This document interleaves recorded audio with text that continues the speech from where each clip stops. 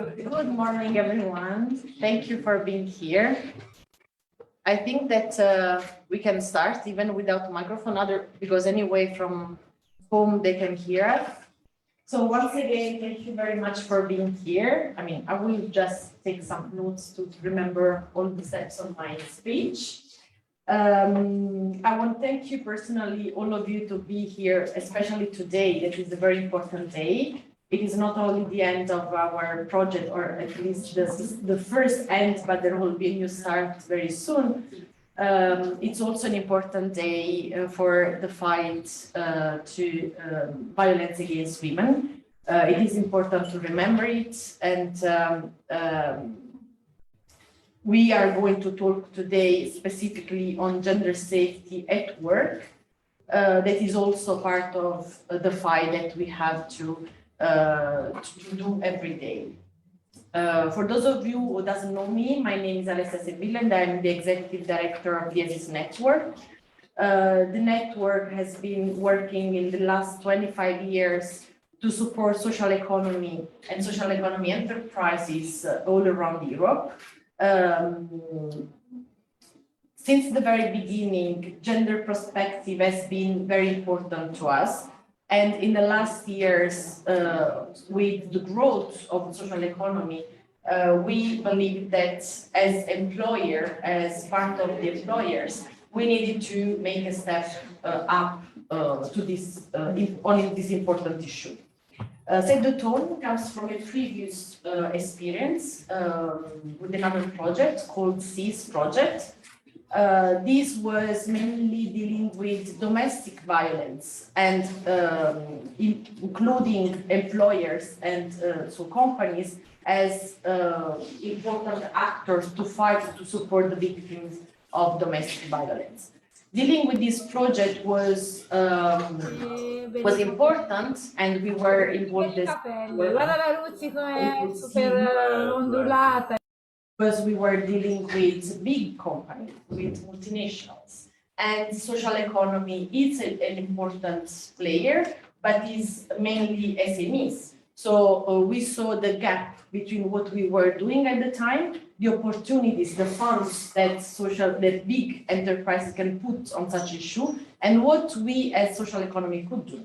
So we decided, with the bench here of creative people like me, to tailor the activities for social economy enterprises and SMEs anyway, in order to give to them very practical, concrete tools to help the victim to speak up and to create a better environment to feel more safe at work.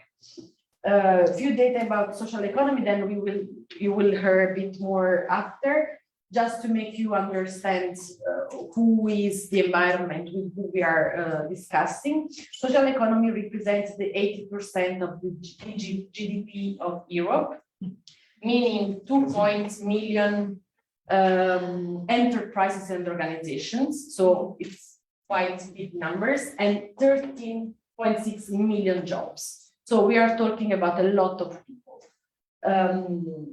And we thought that this fight was important, make a better working place. It's even more important when we promote our model as the more inclusive, the more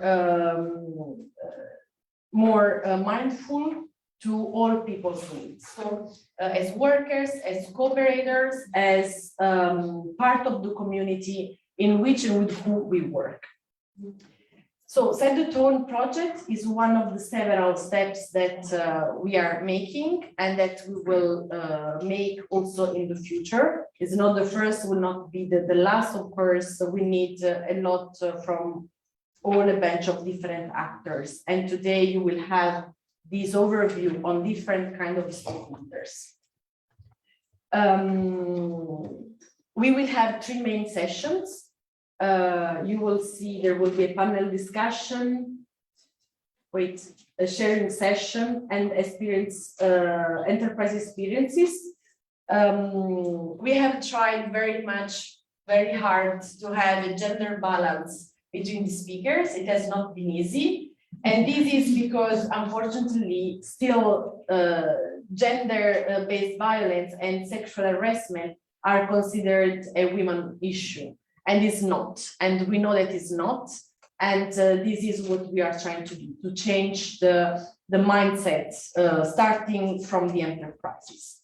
Employers are understanding that it is a long way to go, but they are starting. And with this project 2 years, we saw how much was hard at the beginning to speak with them, to approach them, and how now they are at least listening and then even engaging. So there are improvements. Few technical information about today. So the conference, as you see, will be live streamed. I don't know what it is. It's also, I know it's the speaker. No.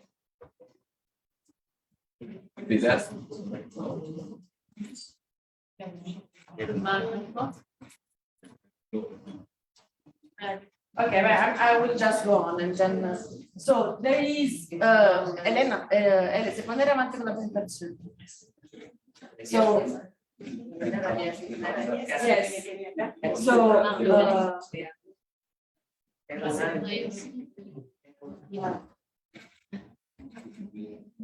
the conference is recorded and live streamed. There is the official photographer. In case you don't want to appear in the pictures because we are going to publish them later, just let us know. There is the social media corner outside. Some of you already took a picture. We will later on ask you to do it again. And this is because, can you go ahead with for the social media corner, because there is the campaign on the UN Women, 16 days of activism that we support every year. So we will take pictures with we will add your sentence later, and for the next, starting today, for the next 16 days, we will be publishing the pictures. And last, you will receive by email the evaluation questionnaire for the event. So please let us know what worked, what didn't work, so that we can improve next time. Now, I don't want to take more time, but I still have to say something. I mean, I want to thank especially, where is Vesa? She's there, yeah. Vesa Latifi, that is the project manager of this project.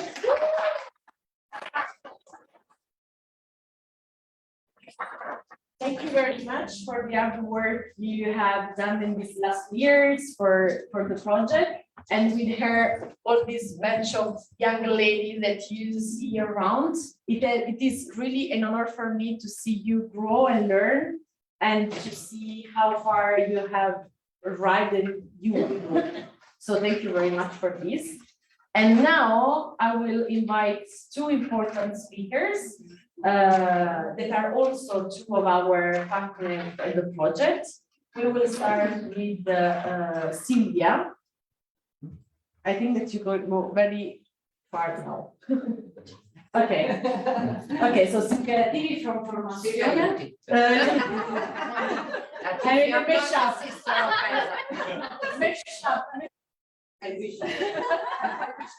Silvia Latifi from Formazione and Massimo De Andrea from Consorzio Ruini. So Silvia, you will start. Yes, hello. I need to stay on the stage, huh? No. So, yes, I'm hello to everyone. And I finally decided to speak up. And to speak up because it wasn't easy. It's not easy. I don't know if you are aware enough of this kind of situation. Or probably not, if you are familiar with sexual harassment or not, but then I decided it was this very good opportunity to speak up, to share with you what is my story, and to share also the responsibility and the feeling of being somehow guilty of what, but to share this burden with all of you was the right moment. So let me introduce myself. I'm Veronica. I'm at the first year of a PhD at the University of Genoa, PhD in American literature. And my tutor is also the head of the department. She's very busy. She works a lot in many commitments, and she's not present all the time in the office, in the study I share with her. And there's also one more professor in the office, and he's a bit more present in the office with me. And what happened? We started making sexually motivated jokes. And I would like to tell you more about this kind of jokes. And just to give you an example, I was typing on my laptop, standing in front of my desk, and behind me there was the cupboard. So I was typing and standing, and with the bottom against the cupboard. And while I was typing, he said, "How I wish I was a cupboard." Oh, yeah. Oh, come on. Let's see. Cupboard. And first of all, I didn't react from the first moment, but then I realized it was really disgusting, but also kind of, let me say, childish, or in your position, you, a university professor, are able to say something like that. No? It's so relevant. Eh? But I decided to not react because I tried to stay distant as much as possible to cover myself once I was in the office, and then while I was in the office, and to avoid stimulating his horrible, disgusting fantasies. No? But then again, we were working together, as I told you. So during a thesis commission, we were sitting next to each other. I was appointed secretary, helping the president, him, to take minutes, writing down all the tasks related to the thesis commission. And then I realized later on that he asked me as secretary to have that kind of role, no? So again, they know how to use their power also for, let's say, personal purposes, because it's something not strictly related to the work, but something that he wanted. So he succeeded in using his power to have this kind of relevant position against me. So during that thesis commission, he continually complimented my writing and seriousness, but also physically approaching me. So placing his hands on mine under the table so that the other person there couldn't see.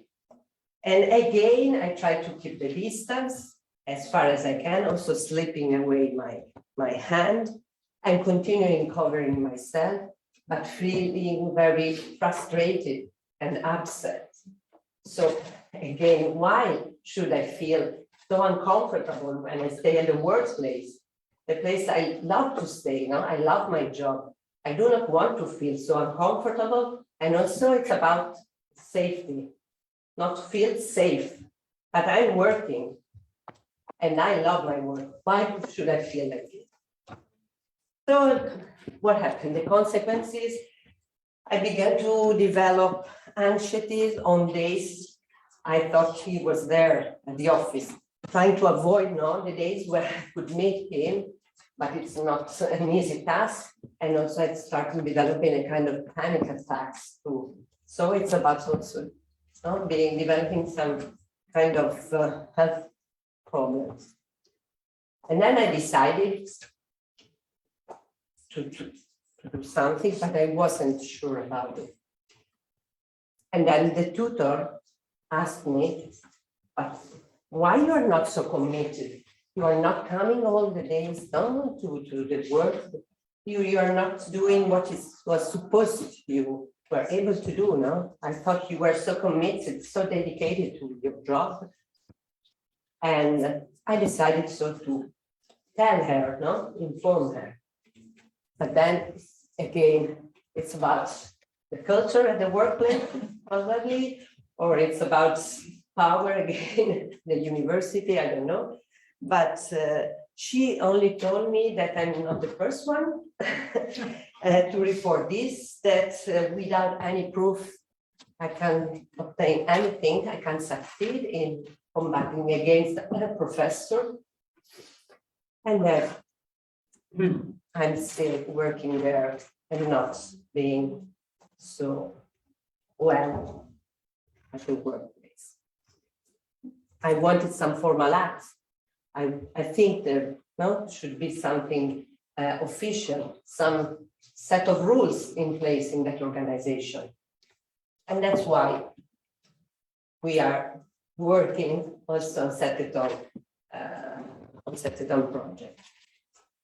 So of course I'm not Veronica, but I wanted you to feel like Veronica felt during the situation, and we thought that it was very important to start thinking in reality which kind of experiences are there in different workplaces. It is very far from what Alessia was mentioning related to social enterprises, but it's also, again, a common situation in different workplaces. I would like to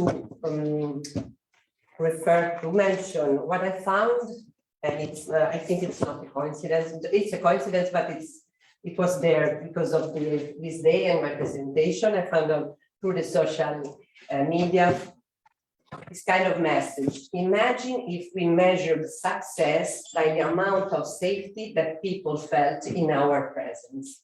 I think this is something really related to what we are doing, and it's about safety, gender safety at the workplaces. That is something important. I also used to work in HR management, let's say, issues, topics, and HR managers are very focused on people well-being, how to make them feel comfortable at the workplaces, to feel happy. There's also this very important movement about happiness at the workplace. That is something really important.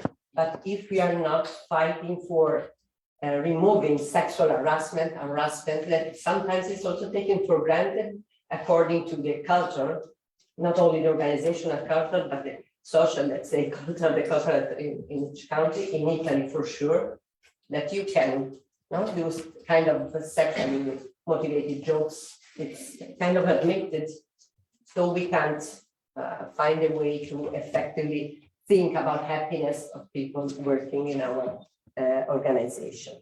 I would like, before leaving the floor to Massimo, to ask, can you raise your hand if you experienced or witnessed a situation like the one, similar situation like the one I mentioned?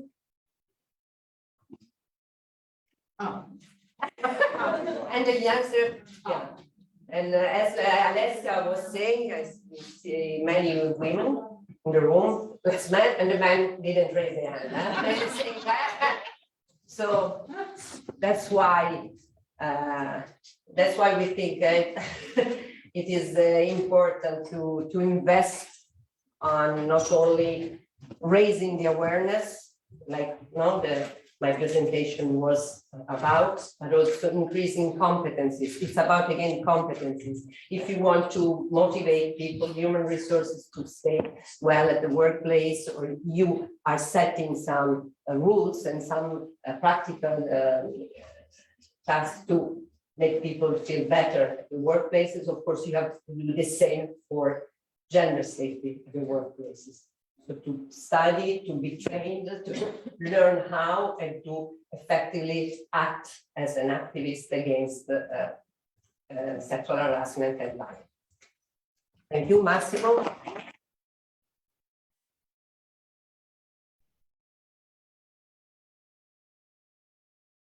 So Massimo, we'll say more about the project.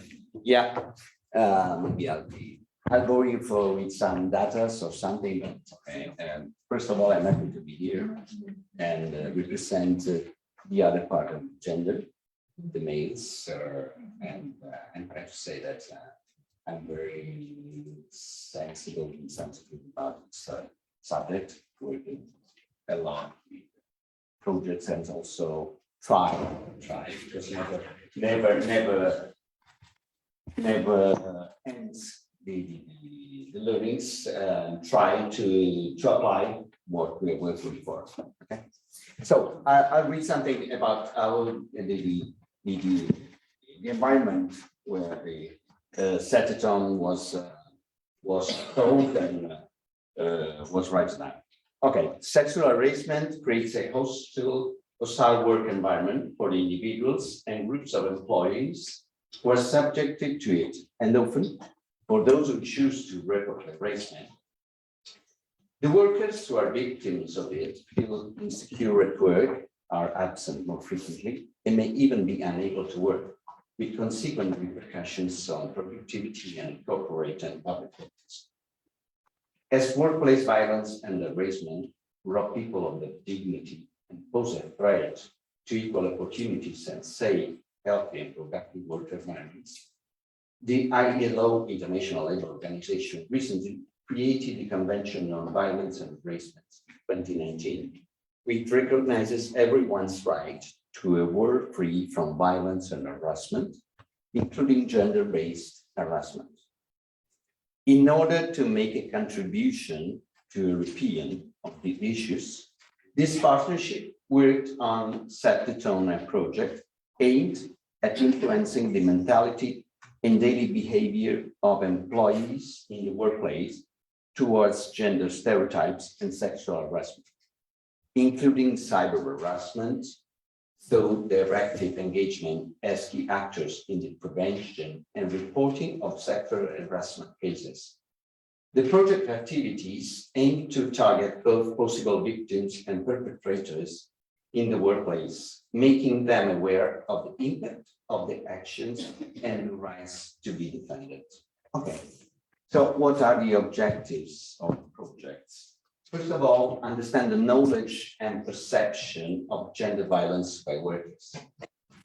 We collected interesting data directly from companies through coverage search and the compilation of a questionnaire to assess their level of knowledge of the different types of gender-based violence and the specific needs of companies.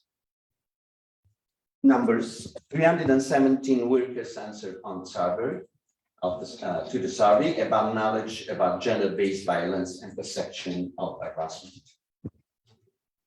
Other objective was encourage the exchange of experience and skills between companies. 6 peer review meetings were organized in any part of the country with the support of regional local authorities, trade unions, employers and employees of enterprise, start comparing the data that emerged from the research. And there came out a lot of interesting things forever. Other objective was training managers and employees to contrast prejudice and rules that favor sexual harassment. Over 400 workers were trained without training online, 12 hours, and 8 hours and 120 in person, in presence. That was an entire day of work where we had the chance to see, unfortunately, how wide and how common, as we saw is with a hand raised on this problem. Other objective was facilitate recognition of symbolic violence in the workplace. This process was supported by developing a commitment charter for enterprise. The Charter of Commitment is a specific tool to better involve companies and employers and employees in changing their mentality as required at European level. By signing the Charter of Commitment, you become part of the member of the European Alliance to engage in the activities of the network and actively collaborate with other members. By signing the document, civil society, public authorities, and enterprises are making a strong commitment to fight against sexual harassment and gender-based violence in the workplace. European Alliance is a network created to support victims of gender-based violence, to transform companies into leaders on these issues, and to encourage behavioral change within the private sector.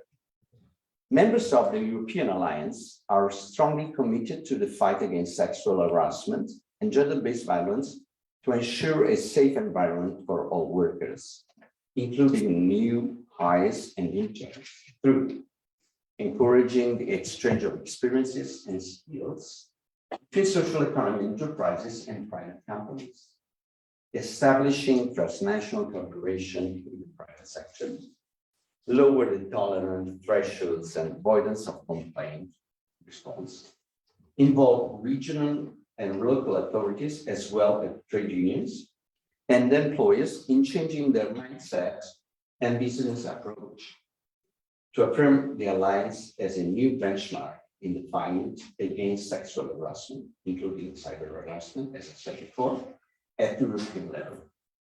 Through the Charter of Engagement, 50 organizations joined the European Alliance to fight sexual harassment and gender-based violence at the workplace.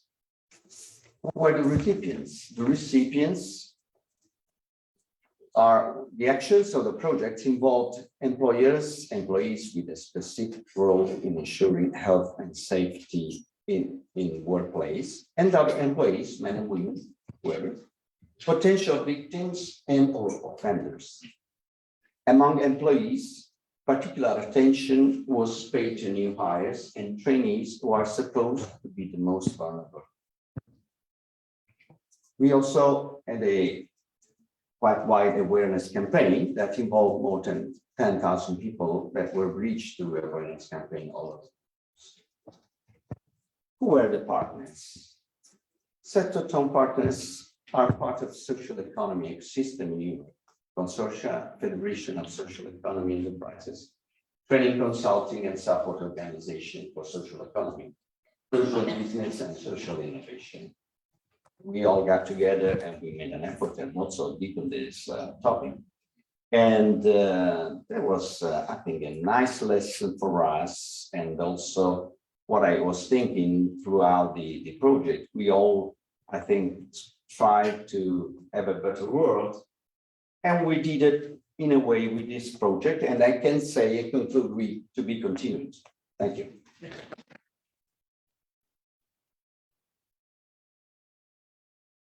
Oh, sorry, I didn't introduce you. Yeah, I will do it by myself. Hi, I'm Małgorzata Kopka-Piątek. I'm one of the partners of the Set the Tone from Poland, from Institute of Public Affairs. And I'm really surprised. I had 3 Italian speakers in a row for me, and we are punctual starting at 10 o'clock as it was in a program. I really appreciate it. So I would like to invite on the stage my speakers that they are here in person, and we will have also 2 people online. So it's a hybrid debate. So I see you already, Sarah Kopsi and Victor Meseguer. Nice to have you also online. Hi. Yeah, hi, Erin and Maria. Would you join us also?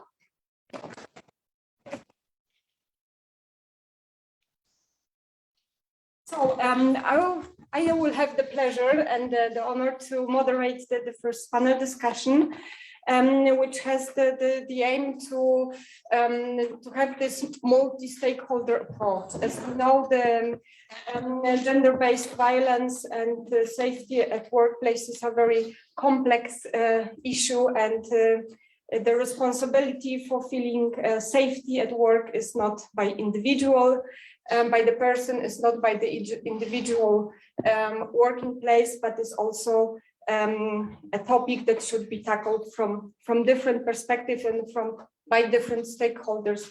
That's why we gathered here together on the panel representatives of the European Agency, European Trade Union Confederation,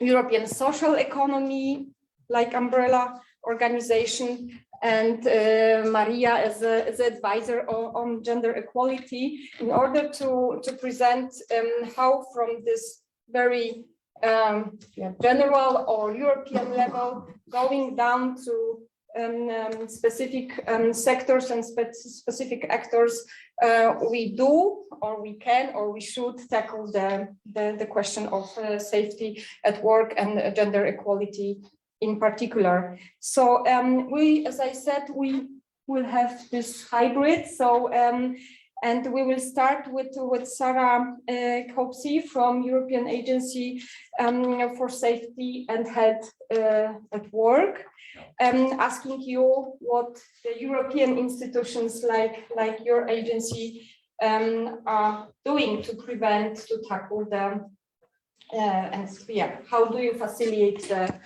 the practical steps, the efforts in order to provide us, all of us, safe at our workplaces.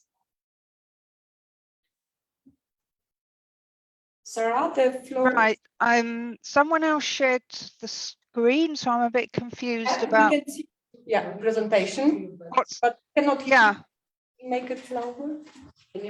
no, because it wasn't me that shared this. So either you need to put it into mode and I tell you to move the slides forward, or we stop this and I share my Sarah, screen. sorry, we can see yours. Yeah, it wasn't We me hear you, so shared. yeah, figure out with Screen. that technically. You can't hear me. We hear you, but very not loud enough for the. Okay, To reconnect the speakers here, if you can tell her to wait 1 second. Okay. Fix it. So we are working on fixing here the technical problem, Sarah, and if you can wait like for 1 minute more. okay. Too much PowerPoint. Yes. Typical hybrid meeting. After 2 years, almost 3 years.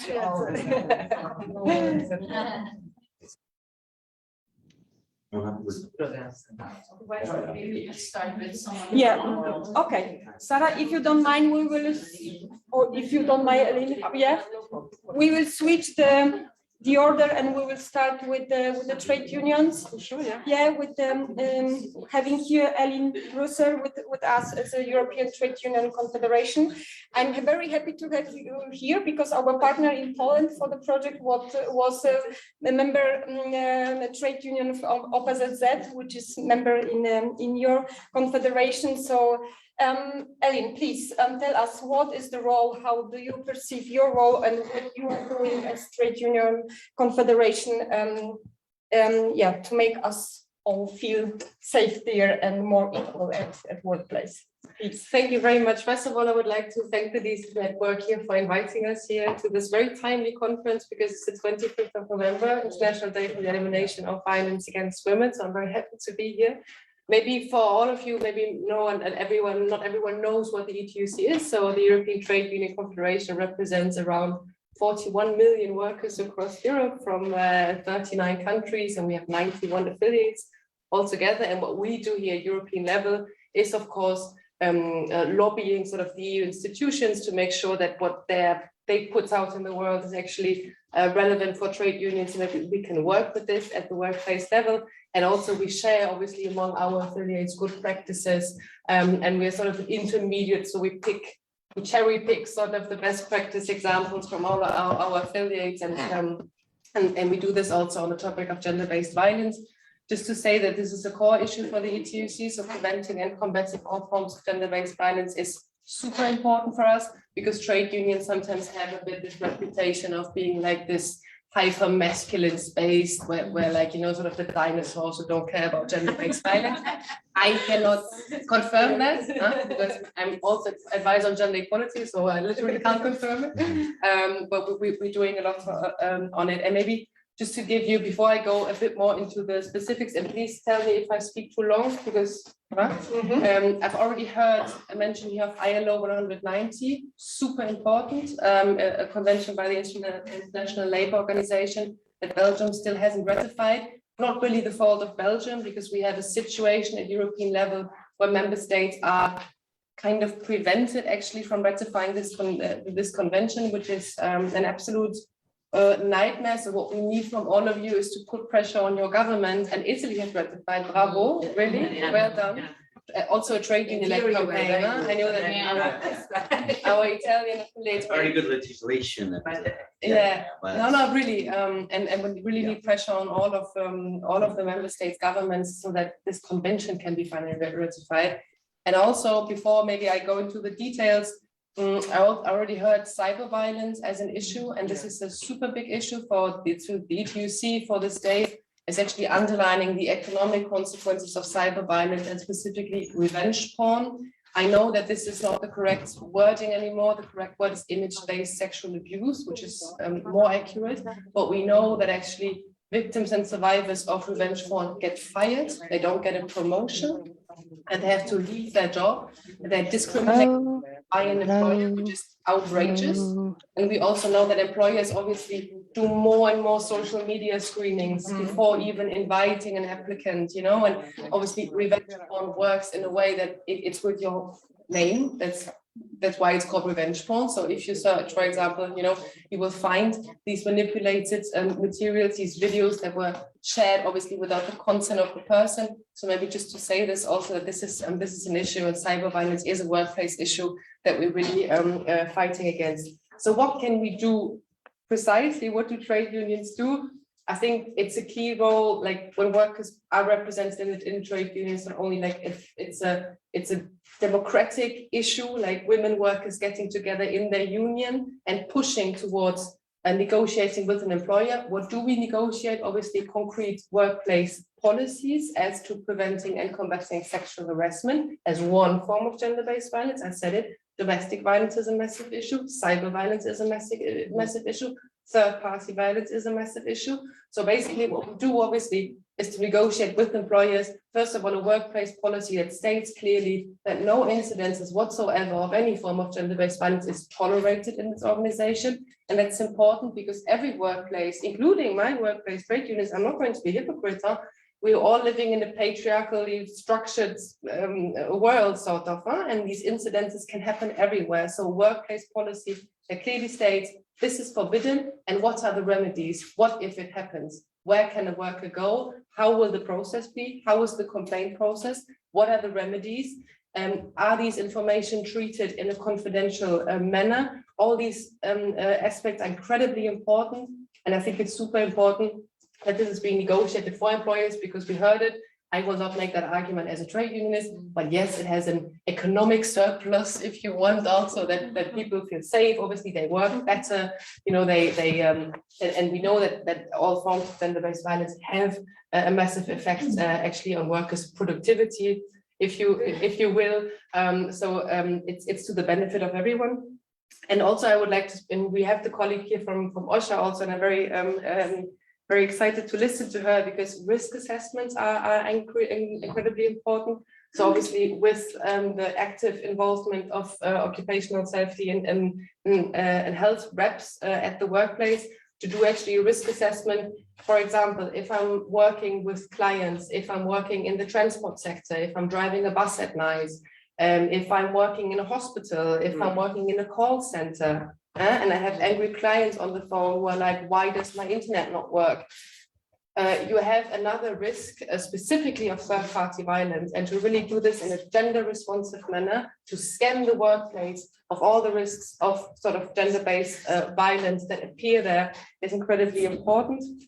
And then I would like to, I don't know if I have time. One minute, please. Yeah. Then I would also like to underline the fact that domestic violence is a workplace issue. It's kind of a complex, it's super interconnected, but it's complex because the workplace can be a safe space for someone who is suffering domestic violence, yes, but it obviously it spills over to the world of work. normally an abusive partner will know where I work. So it can even have a risk for my colleagues. It can have a risk for me as a victim / survivor of domestic workplace. And what we see more and more, and I'm super happy about this, is, for example, that paid leave of appropriate duration is agreed in collective bargaining agreements, so that workplaces really support victims of domestic violence, that they see this has an impact, this is a workplace issue, and we have to make sure that this survivor of domestic violence is supported as much as possible. This can also entail, obviously, that the company says, okay, we will transfer you to another job, we will make sure your safe environment is your work environment is safe, but to see that this is intrinsically linked with the world of work. And obviously with telework, we have a new situation where the workplace can in fact be the place where domestic violence happens. If I'm working at home next to an abusive partner, I mean, I literally, there is no way for me to escape that anymore. And very lastly, very sorry, because we're also sort of very active in advocacy activities. So we have this new directive that was proposed by the European Commission, combating violence against women and domestic violence. It's great that this proposal is there.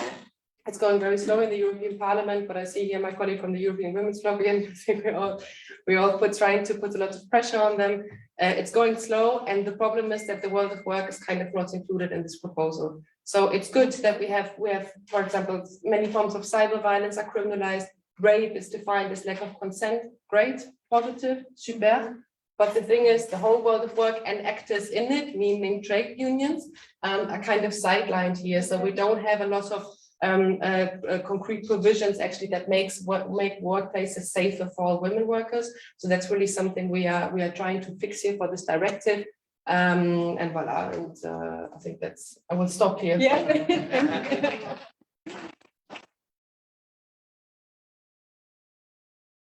Thank you, Aline, for bringing to us the perspective of the trade unions and of the European consideration. We can try. We can try. Here. If you're ready. Can you try to say something just to? Oh, hello. Can you hear me better now? Yes. No? Maximum there is. Is it? It's Okay, still so- really faint. Yeah, no, the technician is trying to figure out the problem. But yeah. The other side. So What should? Do we want? He needs to put it higher because it works, but it's just very low. Okay, let's see. By the way, I hear Sarah very well on Zoom, so I guess that it's a problem in the room. It's about the volume in the room. and I hear you very well as well. Yeah. You can hear us. Okay, that's a good news. But I can hear Victor, and Victor can hear me. But yeah, we can see you, but we can hear barely. If Sarah can try. Sarah, can you say something, please, again? Hello, can you hear me better now? No.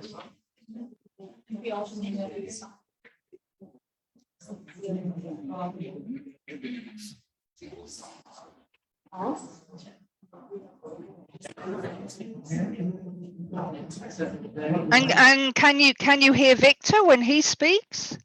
We hear some noises, another speaker is starting to work, but we don't hear you. But maybe it will come also your voice with the new speaker.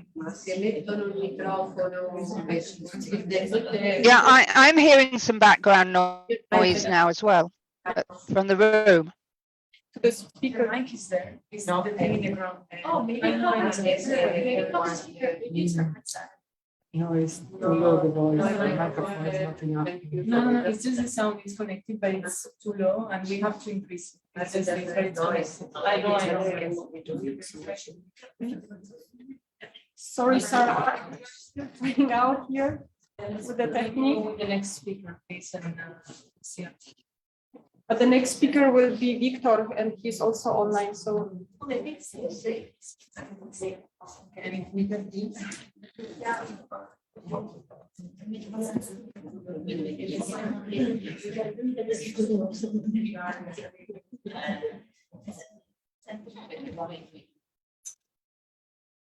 Sorry for that.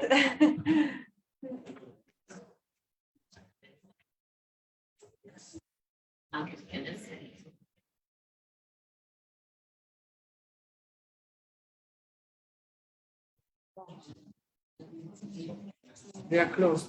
No, we don't have any. This is the microphone, it's still open. Oh, yes, yes. Okay, maybe let's try again. Sarah, can you try again? Can you say something? Yes, hello, can you hear me any better now? No. No? Solo al computer si sente. Non c'è.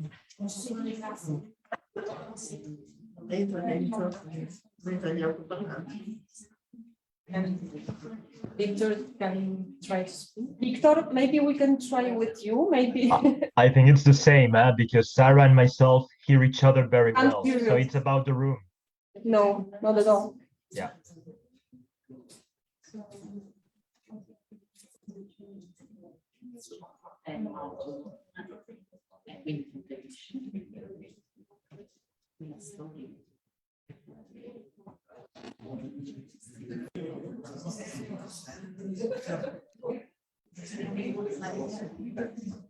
Maybe in the meantime, we'll figure it out.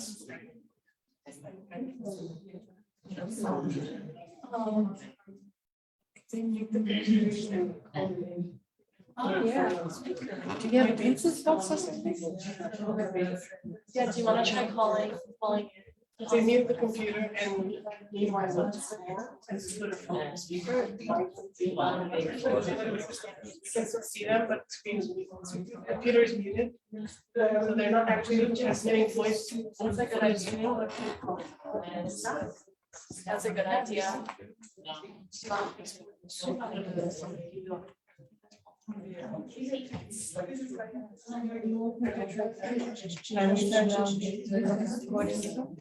Yeah. Where is it? Make it hold.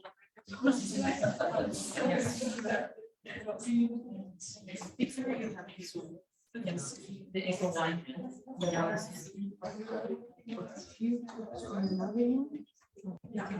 To speak through the telephone. Yes. Victor, can you say something? Or Sarah, can you say something? Oh, testing, 1, 2, 3. So that looks good. There's applause. Okay, wow. Thank you all involved in this solving the problem. But Sarah, and thank you, and Victor, for your patience. And now, so please, we can turn back to the panel and to the topic. I would like to ask now Sarah Kopsi from the European Agency for Safety and Health at Work to share your perspective of the European institution. And Sarah, the floor is yours. Okay, good morning, and thank you very much for the invitation. So in health and safety at work, as in any other area of work, we have to remember that men and women are not the same, although they both deserve equality. Their jobs, working conditions and circumstances and how society treats them are different, and this affects the occupational risks that they face. So we know they're biologically different, so women may be at risk from lower doses of chemical exposures than men, for example, but other factors also mean that they are exposed to different risks. Men and women do different jobs due to hierarchical and sector segregation, and it can be wrongly assumed that women do lighter work, but the work of cleaners and healthcare workers moving patients and clients is heavy physical work.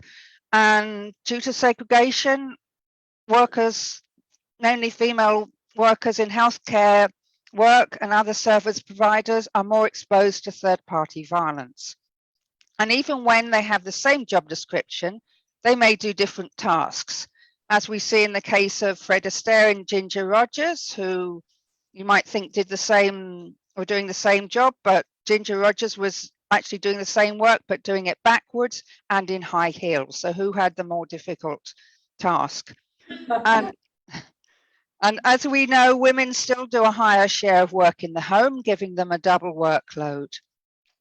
Other factors, occupational safety and health science has historically been based on studies of men. As we saw for healthcare workers during the pandemic, often personal protective equipment is designed for men and by men, and even in a female-dominated sector such as healthcare work. There may be a lack of facilities for women in male-dominated areas, such as toilet facilities, and that affects their ability to enter those types of work as well. And women are absent from health and safety decision-making, and all this increases the risks to women. But biases can also mean that risks to men, such as their reproductive health, are overlooked. So to tackle this, occupational safety and health legislation is gender neutral, but it can be applied in a gender sensitive way. As has been said, employers must carry out risk assessments and implement preventive measures. And prevention sets a hierarchical of prevention principles, starting with eliminating risks at source for all workers, thereby protecting everyone, and adapting work to worker. Taking a gender-sensitive approach to risk assessment and prevention basically means ensuring both men and women are included in all safety and health activities and doing a gender check. So this includes avoiding assumptions of who is at risk, including women's jobs and consulting them, encouraging women to report risks, and including part-time workers, agency workers, etc.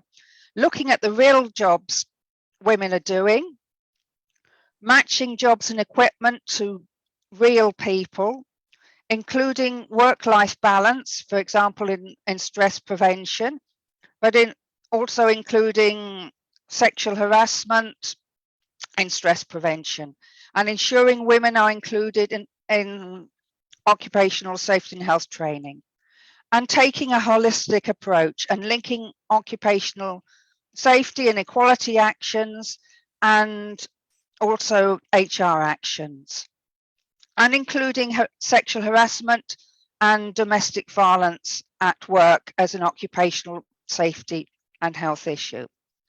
Many improvements, such as lighter tools for women, would benefit both women and men.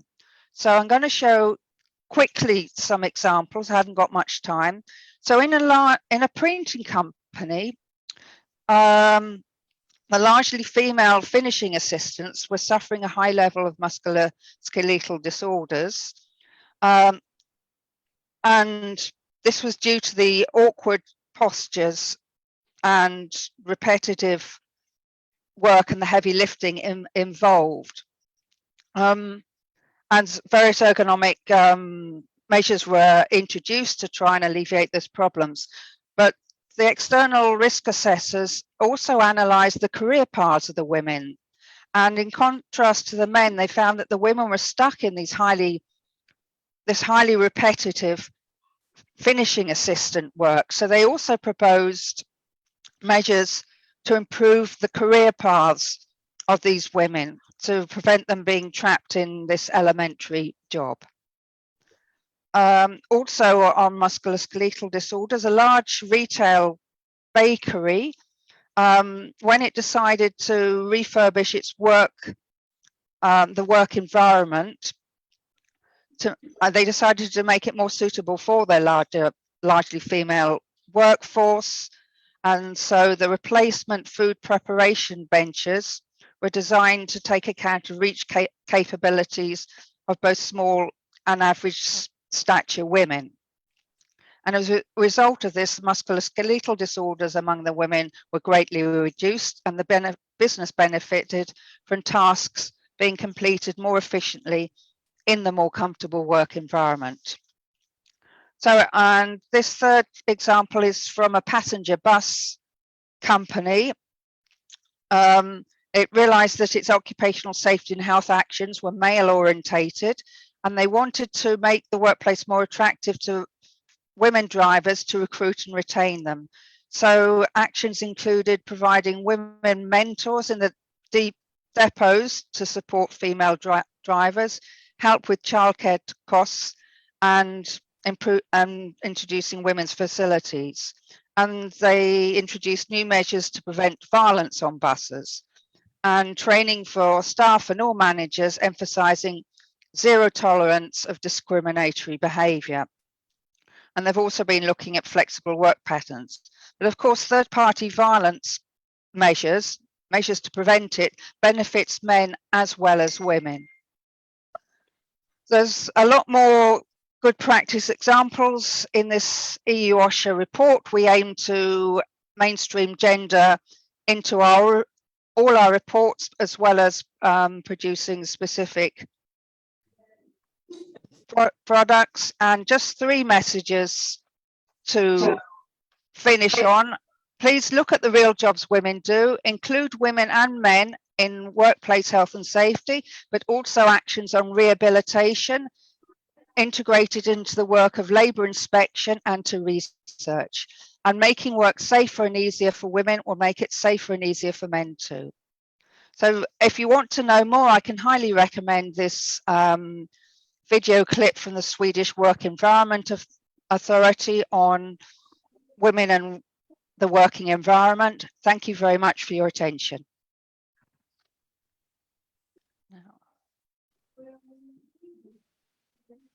Thank you, Sarah, a lot. We could see and hear you perfectly, and thank you for sharing with us the perspective of the EU agency, but also with very concrete examples. How can you improve the workplaces in order to be safer and better and healthier for everyone?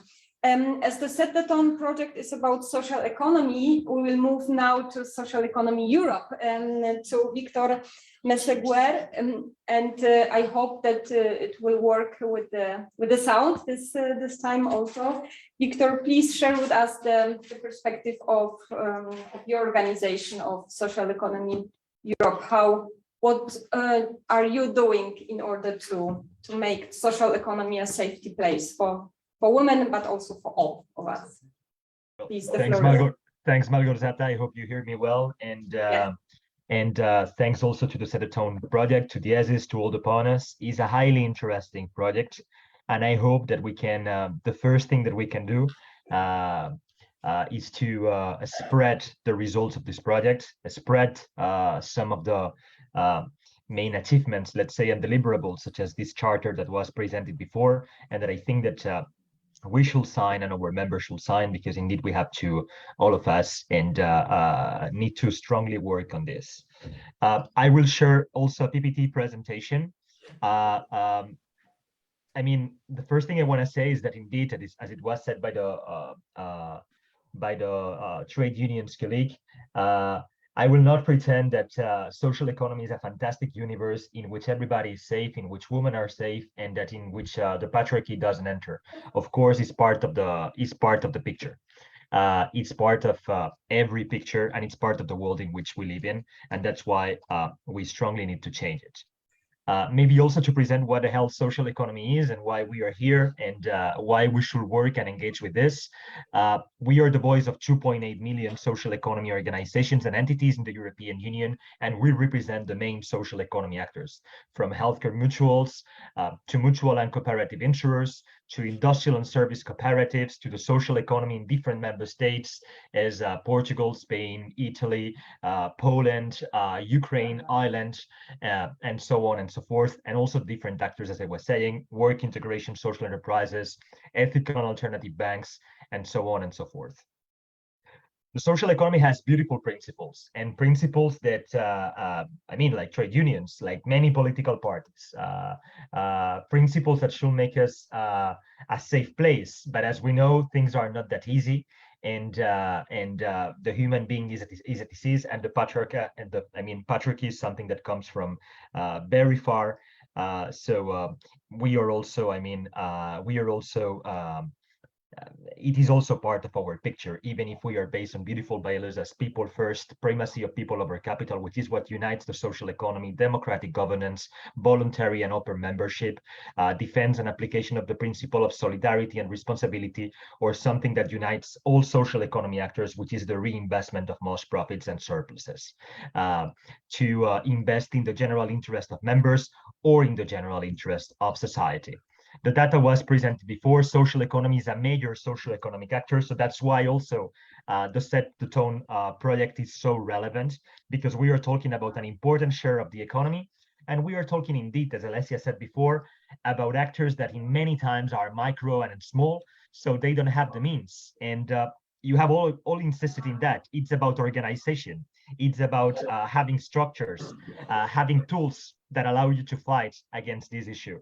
And over many of our organizations have difficulties, so we truly need to work also at a global level, let's say. We also need to work from the European level and from national umbrella organizations to support our entities and enterprises in becoming safer places and also more equal places, which is highly important. Social economy history is linked to equality. That's also, we need to know it. We know it. We are not perfect, but we are drivers of social innovation. This picture that you are seeing in the screen is the Rochdale Pioneers, that very near Manchester, they created the first modern cooperative in the world, the Equitable Society of Rochdale Pioneers. More than 50 years before the suffragette movement started, in this cooperative, women and men had one vote. One person, one vote. Social economy, it's social innovation into action. It's always at the vanguard, but it's not perfect at all. That's why we hugely need to work on this. Indeed, many of the employees in the social economy, most of the employees in the social economy are women. If we take the data of France, but this happens in every European country, 67% of the employees are women. And this is also explained, as the EU OSHA colleague, as Sarah was saying before, because social economy has a strong share in social services, healthcare, and so on and so forth, in which they are highly feminized sectors. This doesn't mean that we are equal workplaces. We sometimes say that we are more equal than the mainstream economy, than the general economy, but gender equality is not a reality in our enterprises. There is a gender pay gap that we have to fight against, 16% of the case in the case of France. And there are also differences in terms of accessing executive positions. 39% in the case of France, 39% of board of directors are formed by women, although they are 68% of workers. This is our board of directors, which again is not it's quite balanced, but it's not fully gender balanced. And I also want to say something about this. We see a lot of balance in director position. We see less balance in presidential positions in the social economy and among our members. There is little more that I can say. You know that there is a social economy action plan that was presented. There are some micro actions on related to gender, particularly, such as the Youth Entrepreneurship Policy Academy, which is focusing on social economy entrepreneurship and on female entrepreneurship. But basically, the only thing that I can say is that because we are also a micro organization, although we represent a huge reality, is that congratulations on this project. We are here to learn about its results, and also we are here to spread the good practices that this project, but also EU OSHA and so on, are identifying, and to spread the word among our members and try to help them in becoming safer places. I am personally engaged with that. The team is engaged with that. We have little means, but we are ready to cooperate. Thank you very much.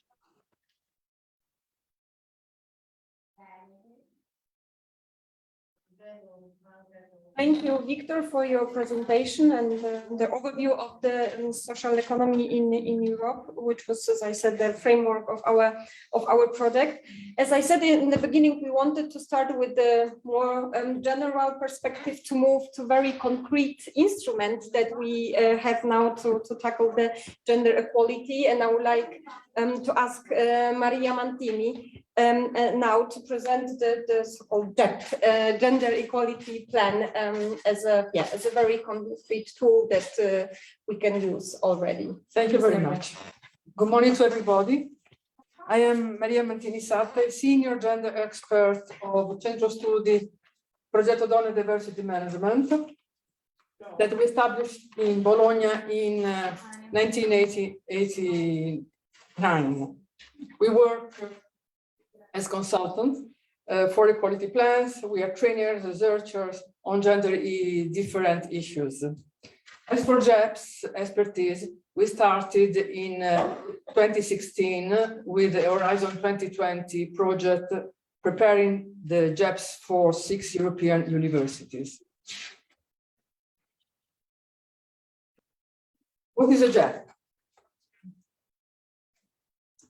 A JEP is a set of commitments and actions that aim to promote gender equality in organization through institutional, organizational, and cultural change.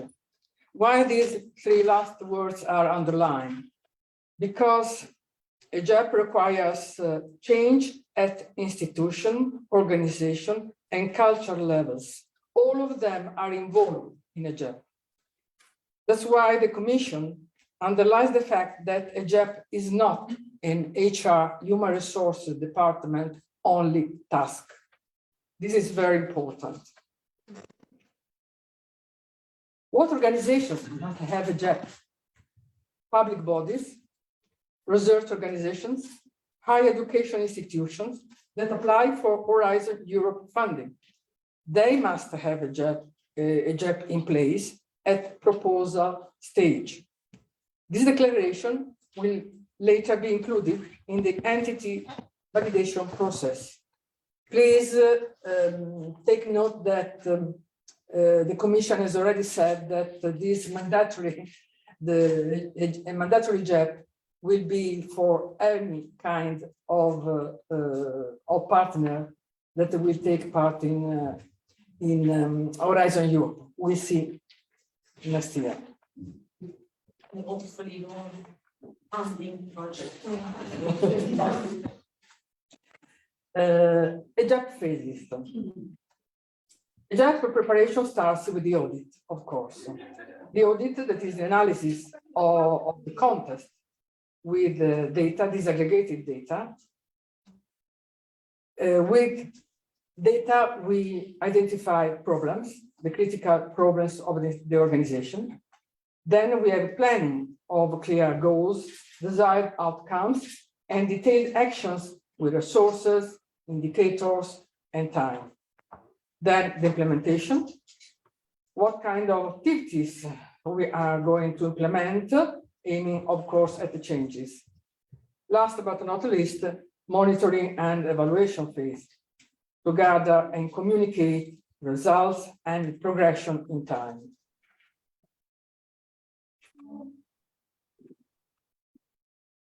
The European Commission has prepared a very detailed guidelines on how to prepare a JEP. There are 4 mandatory building blocks and 5 recommended ones. Let's see what we mean by building blocks. Here you see the first 4 mandatory process-related requirements.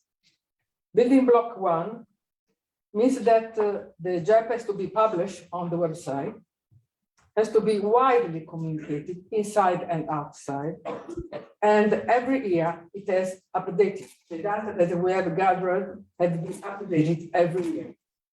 Building block 2.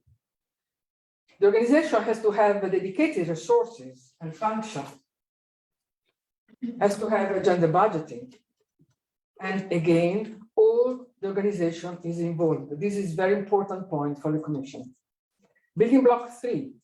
Collection and analysis of quantitative and qualitative context data, usually are about focus and interviews or surveys to gather data.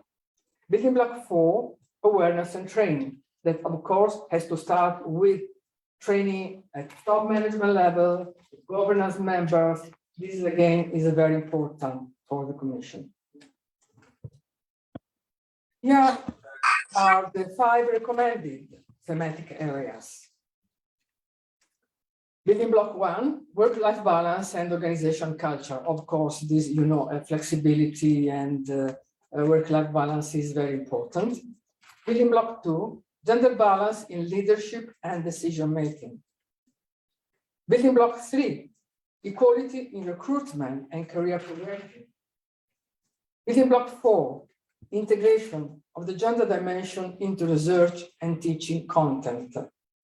You see that there are 2 building blocks underlined because they are at the center of the changes of the interest from the Commission, because they are most critical issues in all organizations, or at least in most of the organizations. Here are the details of building block 5, of course, that is about measure against gender-based violence, including sexual harassment. They ask for a code of conduct that has to be developed in these details. Behaviors expected from all people, men and women in the organization. Reporting and communication, investigation of the problems, support for victims, disciplinary measures, and prosecution. Now, I want to go into detail of building block 4. It's one of the 2 that I had underlined before in the other slide. Integration of gender dimension in research, in teaching content, in all the products of the organization, the service, the research is something concrete. All of them have to adopt a gender equality approach. Why this gender dimension is so important? Here, the Commission gives some details, what we mean. In fact, it's only simply, but not so simply, the adoption of the gender mainstream strategy. It means when you prepare a project of any kind, you have to inquire about the impact of your project, of your research will have on women and men. And the Commission gives us some examples of this. Why do we observe differences between women and men in infection levels and mortality rates in COVID-19 pandemic? These have to be inquired. Does it make sense to study cardiovascular diseases only on male animals and on men, or osteoporosis only on women? Does it make sense to design car safety equipment only on the basis of male body standards? All dummies have been made. Is it ethical to develop artificial intelligence products that spread gender and racial biases due to a lack of diversity in the data used in training artificial intelligence application? This is very important because we are going towards artificial intelligence in all kinds of our daily life. And this is really very, very important for our future. Is it normal that a household travel service and thus mobility analysis and transport planning underrate trips performed as part of caring work in which are predominantly undertaken by women?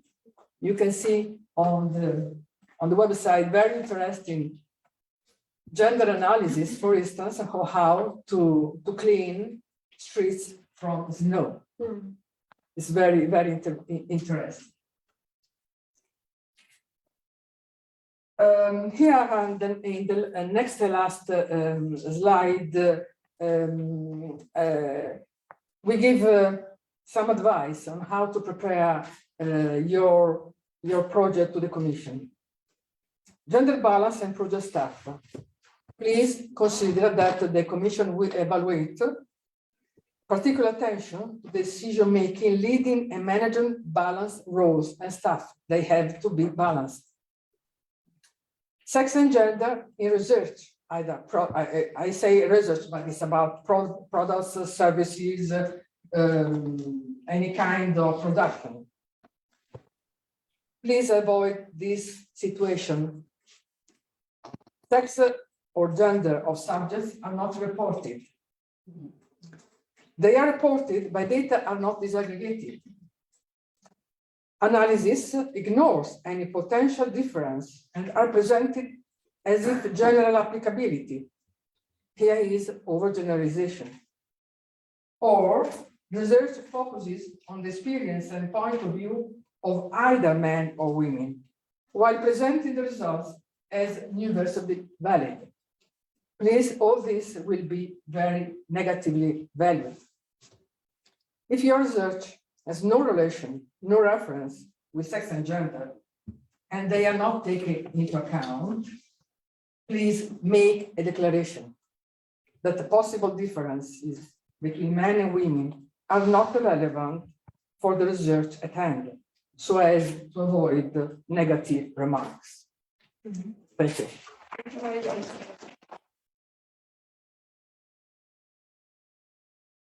Thank you, Maria. I can assure you that it's working.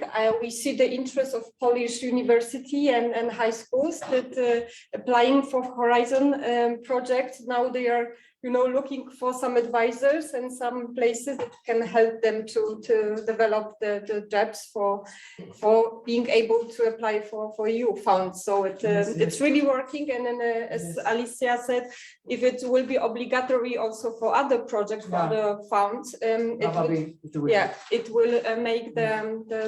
will spread. Yes, this advice, this attention is very important for evaluation remarks. Yeah.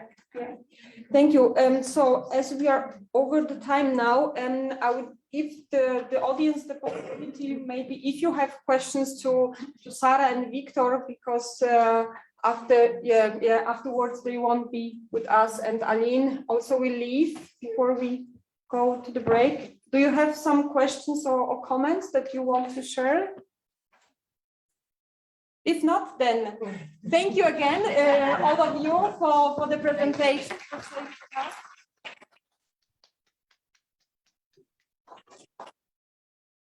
And I invite you, and all of us, for the coffee break.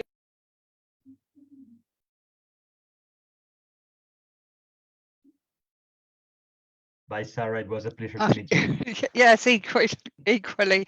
Okay, I'm glad they sorted out their problems.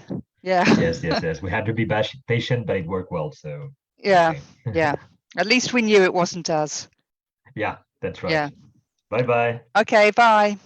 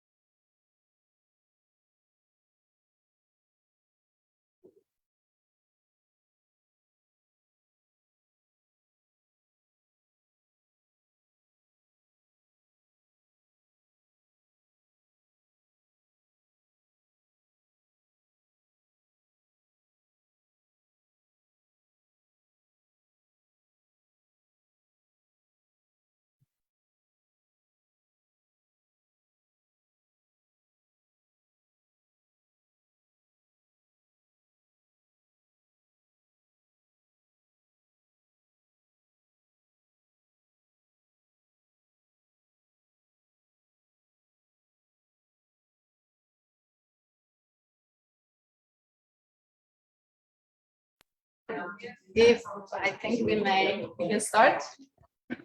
So hope you had refreshed after your coffee break and your energy renewed for more conversations and more deep dives into some of the important issues that we already started discussing this morning. So this upcoming panel is about one of the most important issues. As I said, we started talking this morning, that is violence against women and girls and sexual harassment in the workplace. And the question is, what are some of the main characteristics, features of gender-based violence? What's the current situation, especially in the workplace, and how do we collectively engage in fighting this, and how we can move from response to preparedness, so that we don't face the same problems that sometimes come up when we talk about gender-based violence. So to discuss this and give us much more information, we have three fantastic speakers join me on this panel. But before that, I would like to introduce myself. My name is Vesa Latifi. So I'm a project manager at DSS Network, where for the past 2 years, I've been managing this project, Set the Tone, with an amazing partnership. I'm going to moderate this session. It's more on a sharing session format. We will hear from some important European actors, umbrella organizations, and national level ones about the current situation of gender-based violence, some significant advances that have been made related to ending harassment and violence against women and girls, and of course with a focus on the workplace. We will have Laura Khan. Laura is Policy and Campaigns Director at the European Women's Lobby. I'm sure most of you know European Women's Lobby. They ensure to bring progress to women's rights with a specific focus on combating all violence against women and girls, including cyber violence and gender mainstreaming of digital policies. After, we will have Franca Salis-Madinier joining us online. Thank you for joining, Franca. She's a member of the European Economic and Social Committee and vice president of its workers group and a member of Ethical Committee. At the same time, she also works for Orange Group, the French telecom company. She is the national secretary of Union Confédérale des Cadres, in charge of gender equality, digital issues and just transition, artificial intelligence, and whistleblowers protection. As our third and last speaker, we will have Pedro Blasquez joining us from Spain. Pedro is the head of employment and training at the Spanish Confederation of Worker Cooperatives, COSETA. Thank you for being here today. Should you have some comments or questions, I believe we can have some minutes for you for this part. But I would like to kick off with presentations by Laura and then Franca, and as last Pedro. I'm going to give you this part of the stage, Laura. Thank you. Thank you very much, and thank you much for the invitation. I've been involved with the Set the Tone project also last year for the consultation, and yeah, I've been following all of your amazing work. So it's great to be back here again for this conference. So yeah, I'm Laura Kaun. I'm the Policy and Campaigns Director at the European Women's Lobby. And in my presentation, I will talk first a bit about who we are, and maybe not all of you know us. And then I will give a bit of a state of play on data of what we have in the room, which is not always easy to find, on violence against women and girls, especially also in the workplace. And then I will give some recommendations that we have, and then maybe we have some time for the questions answer session. Can you? Yes. Yeah, perfect. So yeah, we are the European Women's Lobby. We're the largest umbrella organization of women's rights organizations in Europe. So we have over 2,000 member organizations in total, with 31 national coordinations and 17 EU-wide coordinations. For example, also ETUC, the trade union confederation, is one of our members. So we work closely also with organizations like that. Yeah, and we are representing women's interests and feminist policies at EU level. So our main goal is, of course, to achieve a feminist Europe and to have gender mainstreaming in all kinds of policies. But our focus is made at the moment on combating violence against women and girls, but also on other important subjects, for example, care work, feminist economics, women representation in politics, but also in the economy. So we have a really wide range of subjects that we try to bring forward at the EU level. Next slide, please. And our main work on combating violence against women and girls, we have, for example, a European Women's Lobby Observatory, where we have all our national experts together to really make sure that we get best practices examples from the national level, but also from the EU level. And we try to make sure that this is what we can advocate for at the EU stage, especially with the Commission and the Parliament and the Council. And one of our main projects right now, and I think Aline from ETUC already mentioned as well, is the proposal for combating violence against women and domestic violence. But also we are really big fans and supporters of the Istanbul Convention, the ratification of the convention. So these are like the two main tools that we see important to focus on combat violence against women and girls at the EU level. And this is also very linked to the field of work, because for us, we really see a big systemic issue on violence against women and girls, which goes from all levels of the public, private, and online life. So we're also focusing, of course, on online violence, which for us is also not really a special, like segregated thing, but we also see that there's this continuum of violence in the online world that already happens in the offline world. So it's for us always important to really see the combination of everything and to make sure that it's not the one or the other, but everything is together. And next slide, please. Thank you.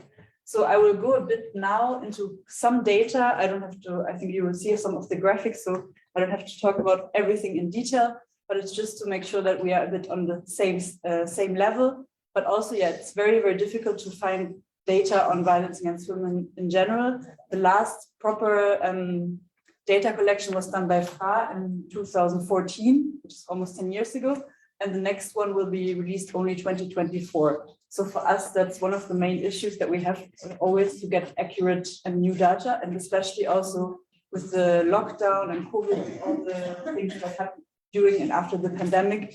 For us, it's very important to have always reliable data. So we are happy that we have the FRA working on this again, but also the European Gender Equality Institute, who's always giving very good data on this kind of subjects.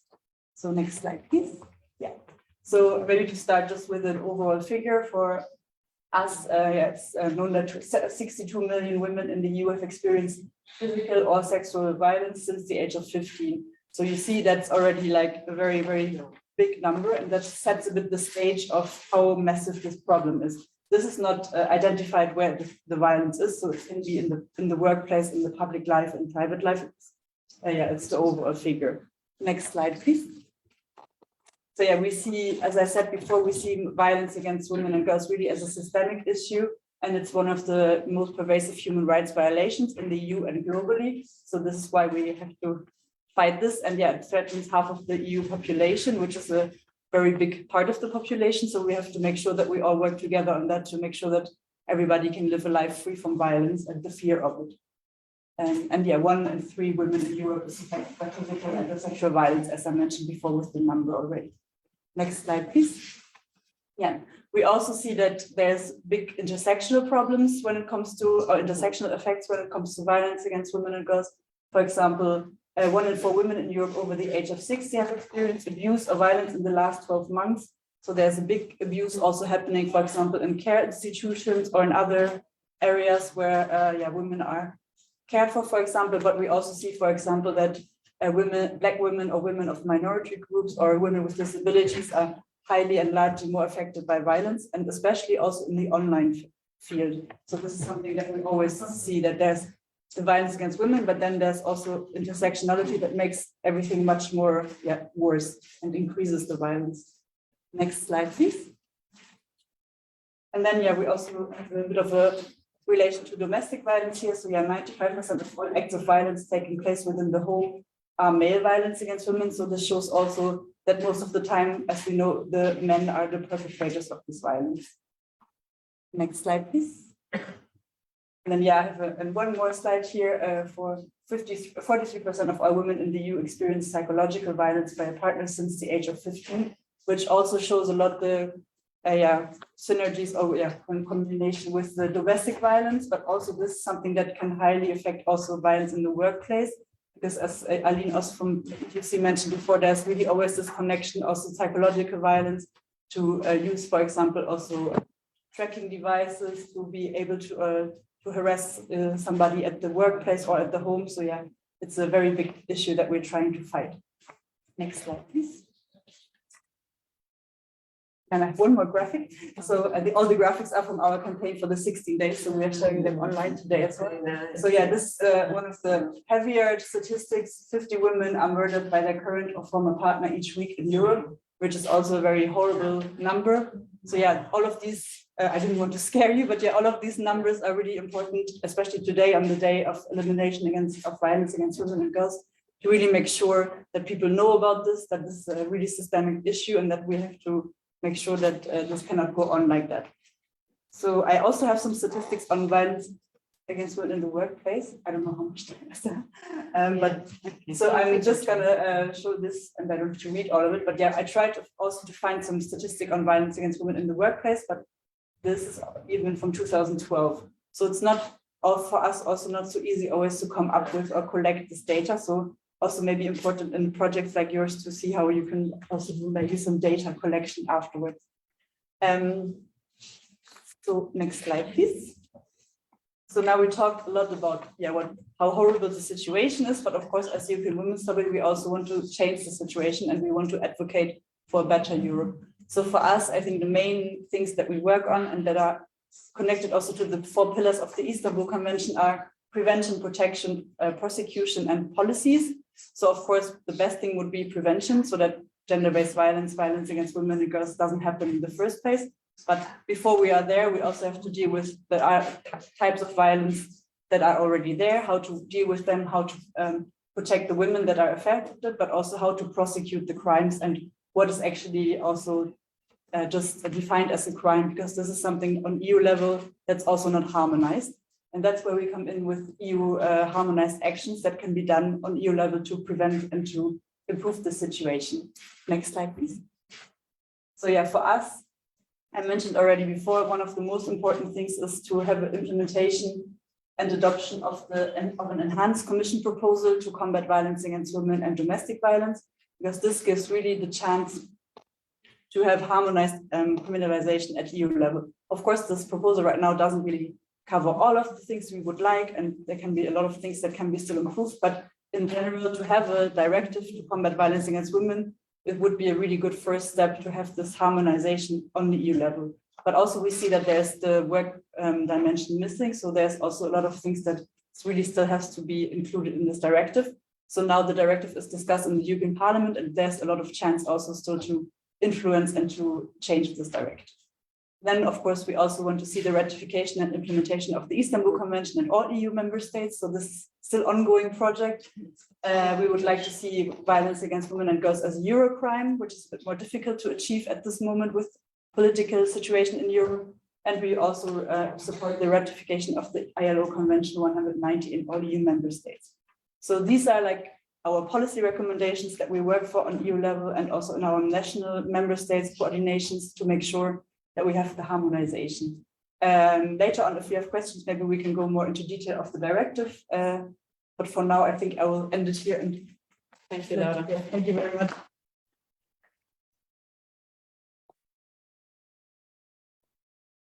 Indeed, I have to say some very alarming information that you have given us, and it's important that we remember and we take note of this statistics. Although quite scary, to be honest, Fair. Okay, so for my next speaker, Franca, you are joining us online, and you are working for the European Economic Social Committee and as Vice President of the Workers Group and Ethical Committee. But so I was wondering if you could tell us more about how you're doing, engaging at the ECC, and what is your role exactly, since you are involved with so many different levels on the topic. Thank you for joining. Thank you to you to invite me. I think it's a good initiative, a very timely initiative of yours. So you already presented me. I think I can, everything almost has been said about the subject of violence and harassment against women. And I want to focus on a field experience, which concerned the European Economic and Social Committee. and also the lesson which you can take from this experience and the measure we put in place after that. And then I would like also to stress the role of trade unions at workplace and what they do and what they can do to improve the situation. So I want to start from our experience briefly, and the opinions also EC give about the subject, because our committee is constituted by employers, so business, European business representative, trade union representatives, and diversity of civil society, so NGO and association. So all the people are inside this committee, which was established by the treaties and which advised the Commission and the Parliament on all initiative, legislative initiative, or also by exploratory opinions. In 2020, we experienced a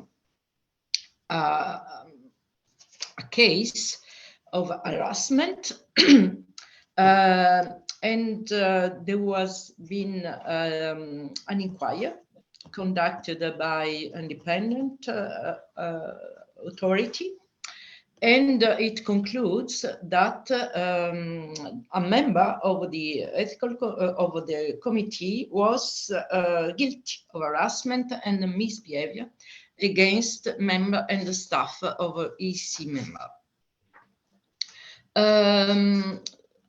So I think it's important to have in mind that when a case is dealt inside an organization, whichever the organization will be, private or public, it is very important to have independent inquiries, because it's so difficult, especially when a person who holds very high position, hierarchical position in the organization. So I think this is a general lesson we can try to learn about that. After this case, our committee put in place and update the code of conduct and create a new ethical committee from which I belong.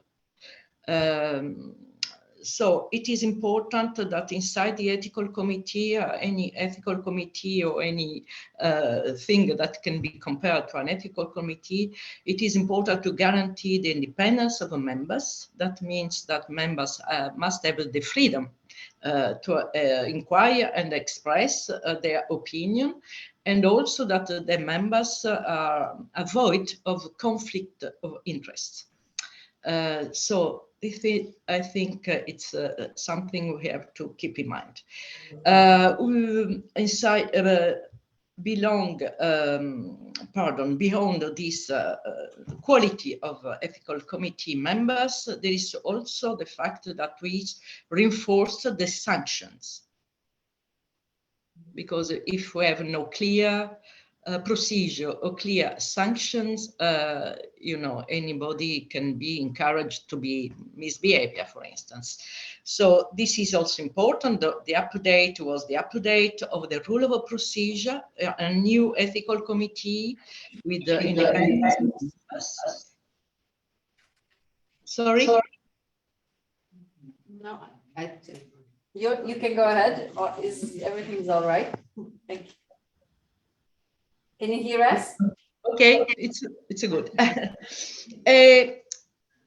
So stronger sanction, clear rules, and independence of members. We have to conduct the inquiries. Then we put in place also a policy of prevention, that I heard prevention, protect, and prosecute from my former colleague. So prevention is very important. How we can prevent, but we have to spread a culture which comes from the top management of against any violence at work. That is very important. And the example comes from the top, always in an organization. So training to share the same values, and that is particularly important at a European level organization, which whatever will be, private or public, because usually we can say that, it's the country culture, so we have to tolerate that. I think no matter which your country come, you have to respect fundamental European values. So I think a specific training is very important to spread a culture which is diffused in all the layers of the organization against violence at work. And then there is also a promptly reaction, and so to guarantee a clear procedure in order you can alert, you can whistleblower. I am a member of the Maison of Whistleblowers in France, and it is very important that the people who is witness of bad behavior, of cases of violence or harassment can bring the whistleblower in internal manner if it is possible, but it will be possible only if there are secure channels to whistleblower. And then we have also to arise the culture, the positive culture of whistleblowing, of course. Third point, the sanction must be clear and must depend on the extent of the damage to the physical or moral integrity of the victims. And depend also, the sanction must depend on the level of the member duties and the responsibilities, as well as of he or her hierarchical position vis-à-vis the victims. So very important, higher is the position you occupy, more important will be the sanction.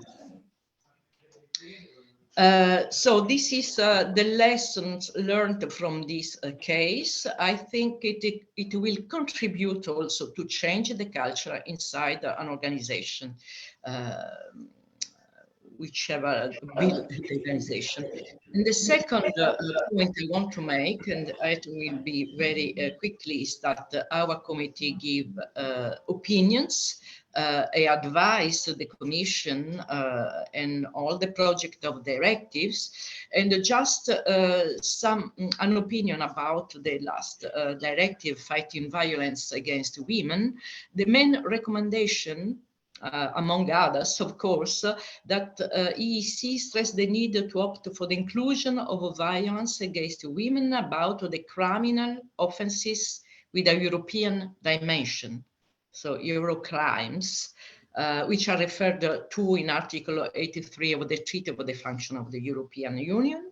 So that is important to include this violence against women like a Euro crime. And the committee also stresses the special attention we have to give to women with disabilities, women and girls from ethical minorities or cultural minorities, such as Roma or migrant women. And then it is also important to Sorry, she's muted. Okay, I think you're muted. Sorry. You're muted. Hello, can you hear me? Thank you. Just to conclude about an opinion on teleworking and inequalities. So the importance of life balance issues when we are teleworking, and also the importance to be very careful to women teleworking, because the violence at home and during the during the COVID pandemic, we see the increased numbers of violence at home against women. So today is the 25th of November, is the International Day for the Elimination of Violence Against Women. Unions play an important role because not only they call for participation in marches against gender-based and sexual violence, but also they are engaged to spread a culture of zero tolerance at work. And they started from their organization. It is important to establish a simple, transparent, and a secure procedure to allow anyone who has experienced or witnessed gender-based violence to report it, as I said, but also in union organization, and also unions can contribute by collective agreement or social dialogue to limit and stop violence against women at workplace. So I think unions are involved. It is very important, not only on the general public opinion to increase this culture against violence, but also at workplace, because they can negotiate and put in place also channel to secure whistleblowing when we are witness of gender-based violence and can report it. And just to finish and conclude, today, French Minister of Public Function sorted a guideline, you know, with guidelines for the agents, for the public servants, for the civil servants. Why this guide? Because 4 years after, there is a law in France against moral and sexual harassment. Today, in the public servant, which are 2,600,000 in France, only 100 sanctions were pronounced against public servants. So 100 sanctions per year, it's not enough. That means, in spite of the fact that there is a law, this law is not applied because probably the procedure not clear and the people do not feel safe to whistleblower in the public administration. So it's very important that the hierarchy and the ministry, in this case, the top, post management, make sure that the law is implemented. And so I can conclude by saying that it's not enough to have laws that are very important, but the most important thing is to make sure that they are implemented, and that, as I said, the example comes from the top management, the top political government, for instance, to encourage people to implement and put in place a real environment against where violence of any type of violence is not allowed. Thank you very much.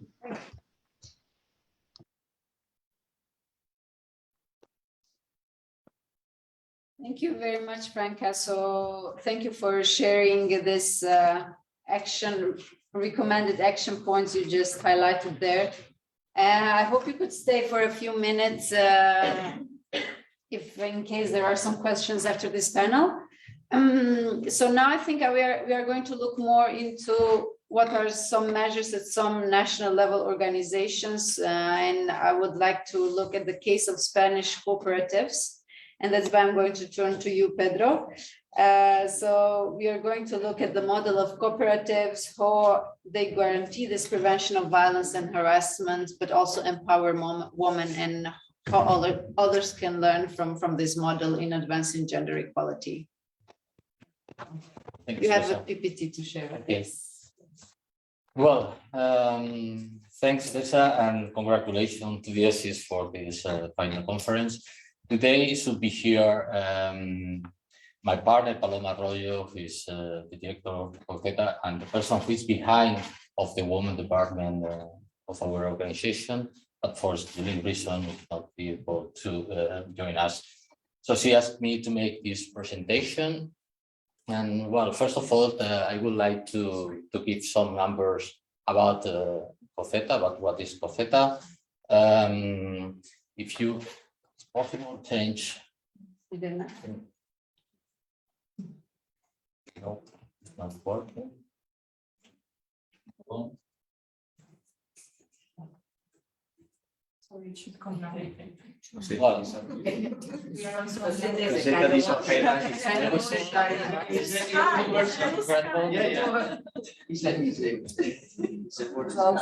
sometimes. Let me try.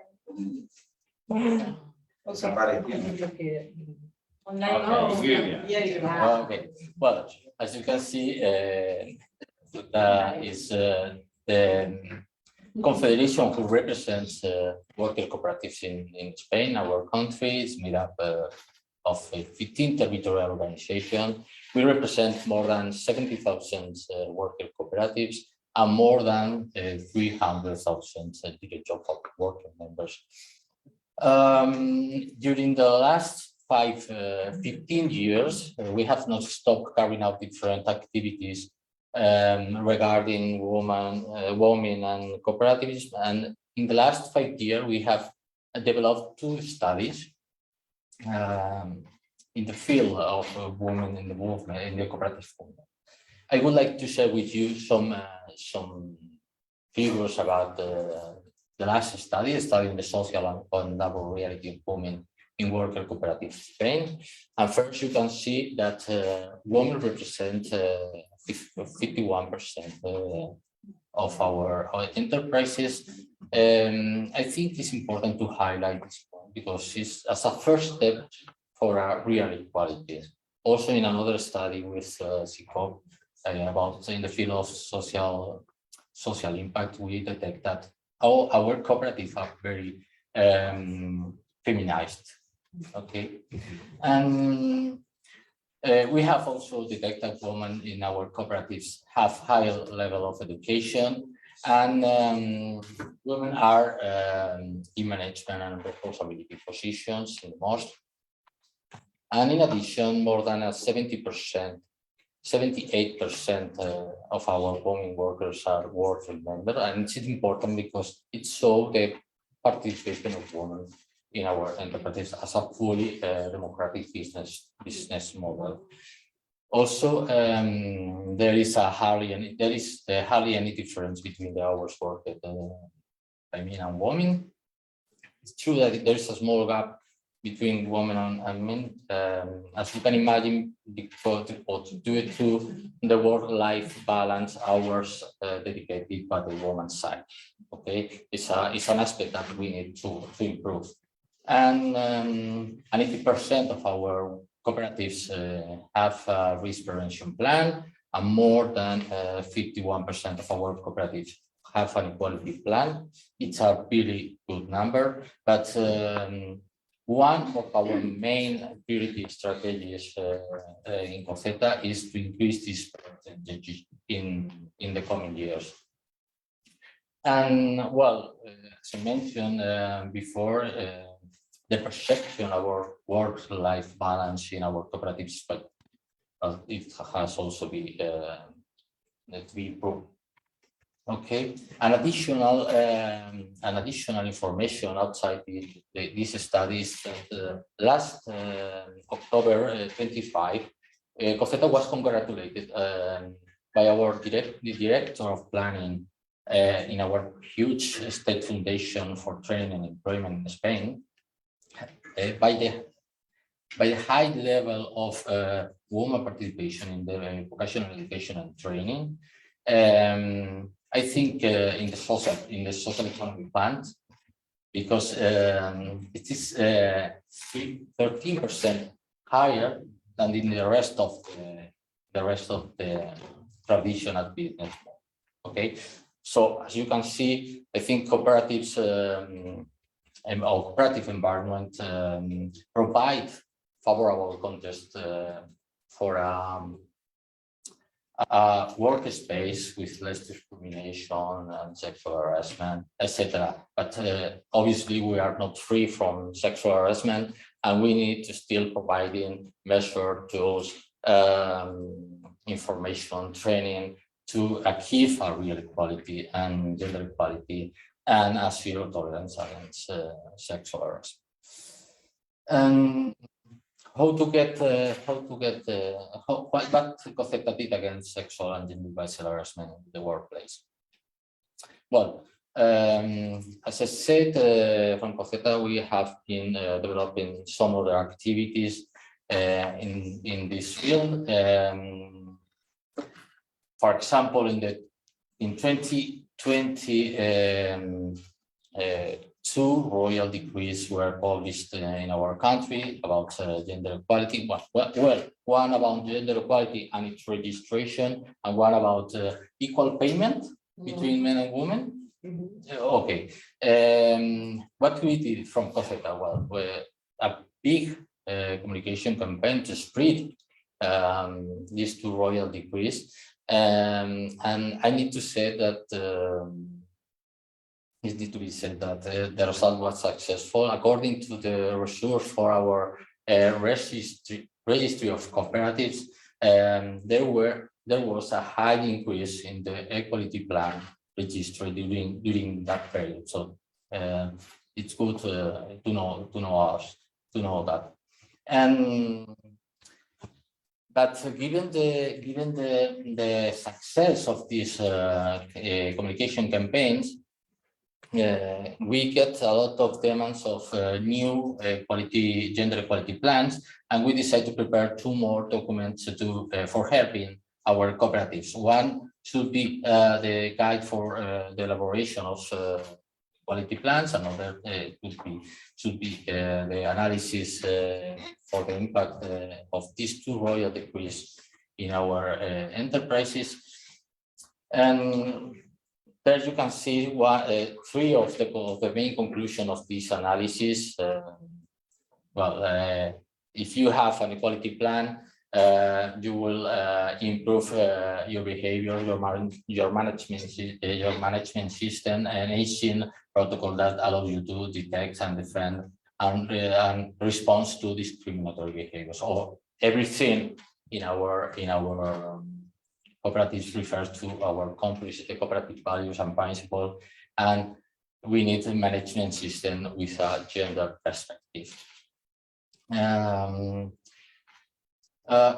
Regarding training, as Franca said, a fundamental pillar for create egalitarian and secure workplace for our women.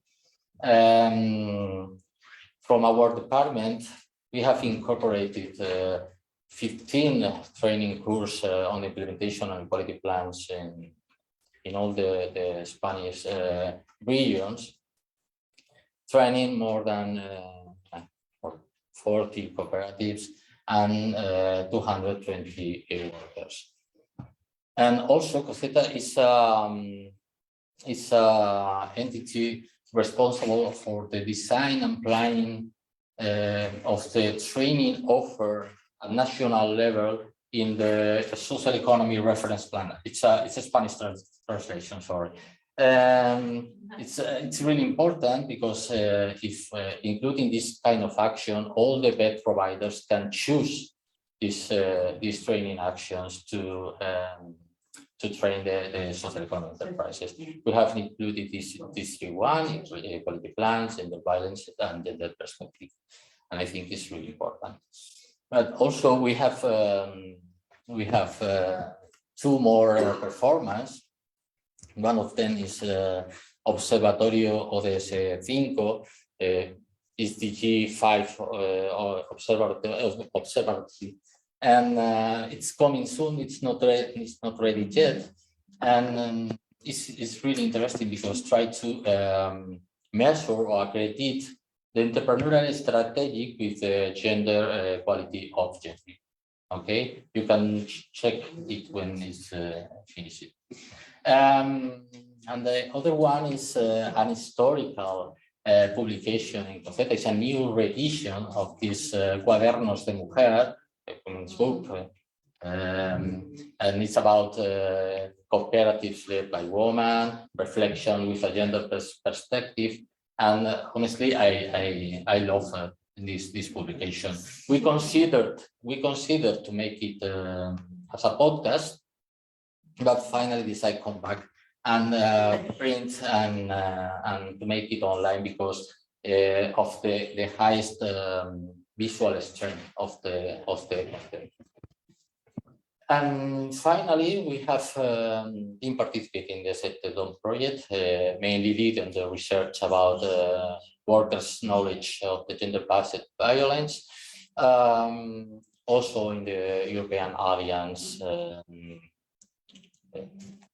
to which I encourage you to join, because it's really important to make a great network against the sexual harassment in the workplace. And well, I would like to share with you some points about this report.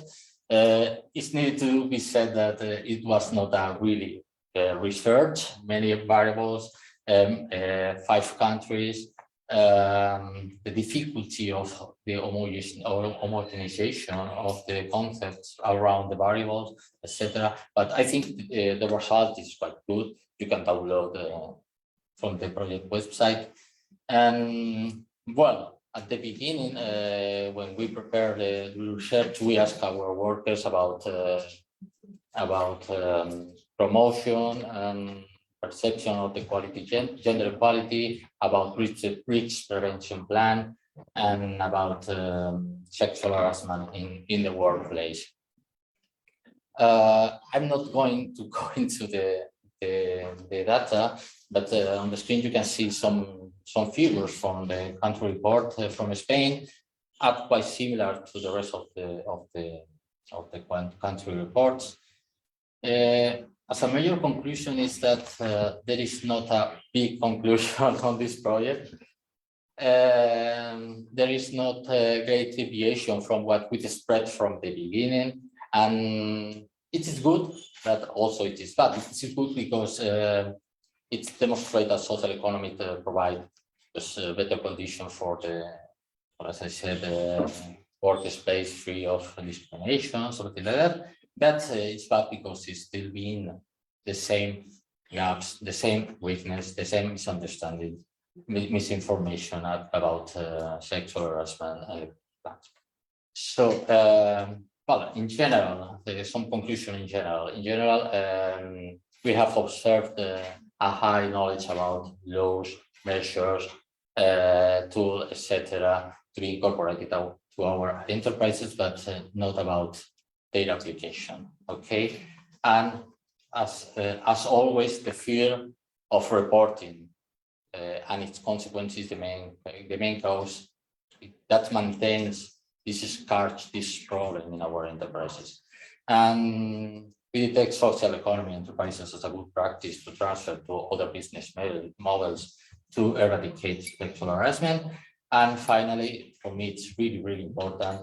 It's needed to continue training on gender-based gender equality laws, protocols, etc., but especially in their application. Okay, and that's all. Thank you. That's all.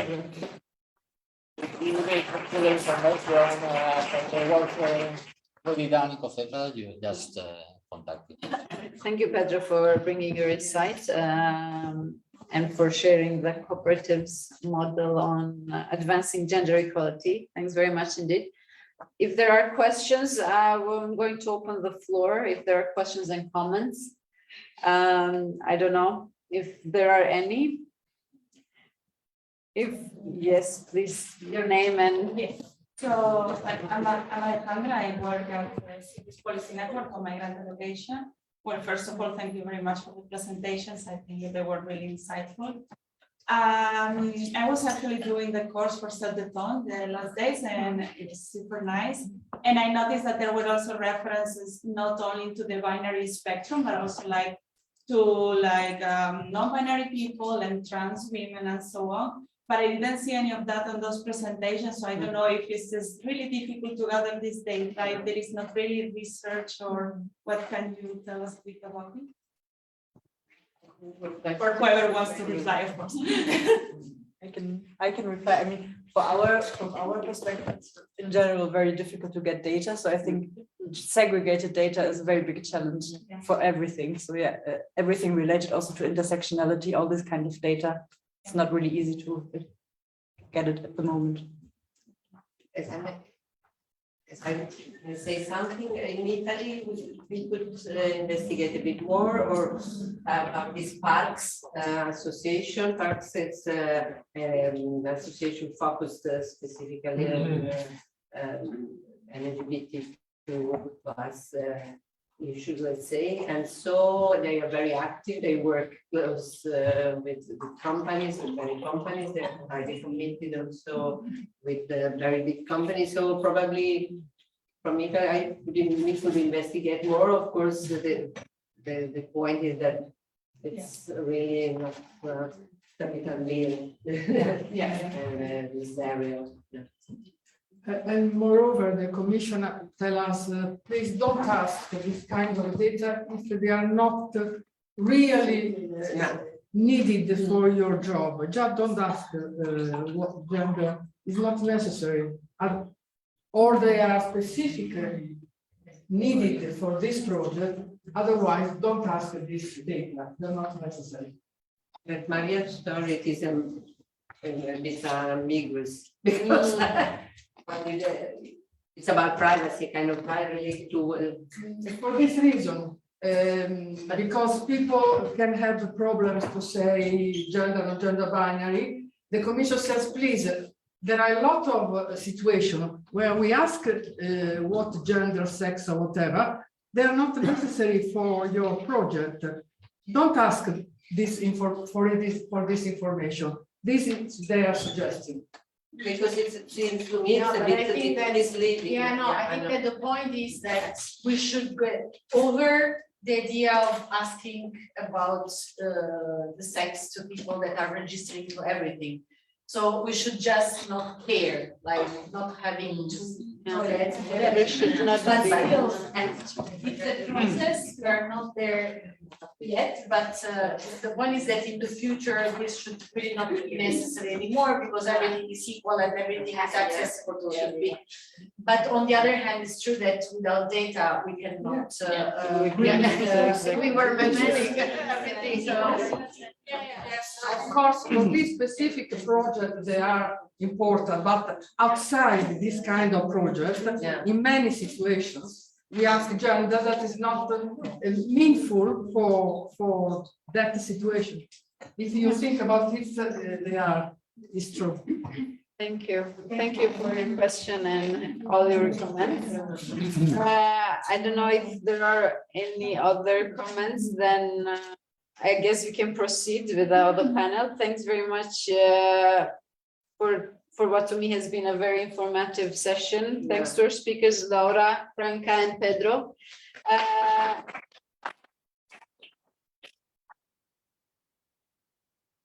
Thanks to our tech assistant, Helena. Really, thank you for this. And to all of you for your interest. And so now, if I may ask you to please remain seated for a while.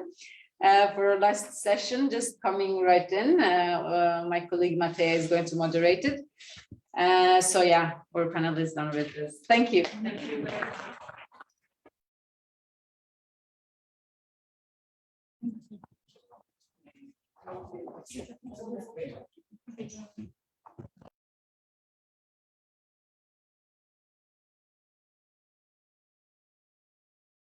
Please, the companies, the enterprises, which are very important in this topic.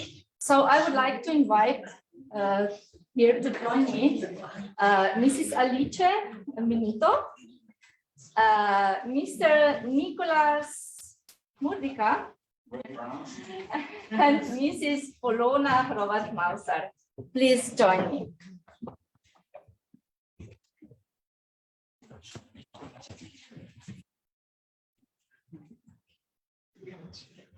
So in the morning, we heard how stakeholders are approaching this gender equality and women's empowerment.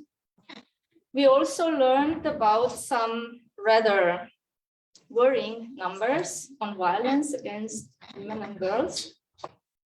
And now is the time to take a closer look at enterprises, how they are addressing and preventing sexual harassment at the workplace, and what are their priorities and their challenges. So very practical in the workplaces. Many times while we are working with companies, we encountered the response that sexual harassment is not present in their working environment. So, but is it really so? Or they don't see it, or they don't want to see it, or they don't recognize it, or does nobody reports it? So let's hear from our guests. How is it in their organizations, their enterprises, how they are taking care for workplaces safe from sexual harassment? And the first one, Mrs. Alice Minuto. You are a young representative for Europe, becoming a board member of the Business and Professional Women, non-profit association that is committed to empowering women worldwide. But very interesting, at the same time, you're also more than 10 years on leading positions in the steel industry, which is historically very male-dominated sector. So can you tell us more about your experience working in this specific sector? How harassment and violence is perceived in your working environment, what's needed and is lacking from your point of view in the health and safety, and why, for instance, training is very important and needed in companies. Please, Ms. Minuto. Thank you, and thank you for the presentation. I also would like to thank you a lot, Vesa and Alessia, to invite me for this speech today. Okay, yes, my professional career is related to steel, that is mainly male-dominated industry, and maybe it is not easy to pursue and go ahead in this kind of industry, but there is the way, and I have found also in my path many mentors that help me a lot. Regarding the topic of today, talking about harassment, I would like to start to small technical details, because the organization, in particular the multinational companies, have a health and safety policy and plan that they have to fulfill and update every year. And usually it has 3 parts: a statement of intent, rules and responsibility, and arrangements. In the part of the arrangements, we have many details like safety procedures, risk assessment, training for workers, and maybe we could start to update this part with a specific trainer that could be also for the managers, for the supervisor, for the employees to avoid the harassment.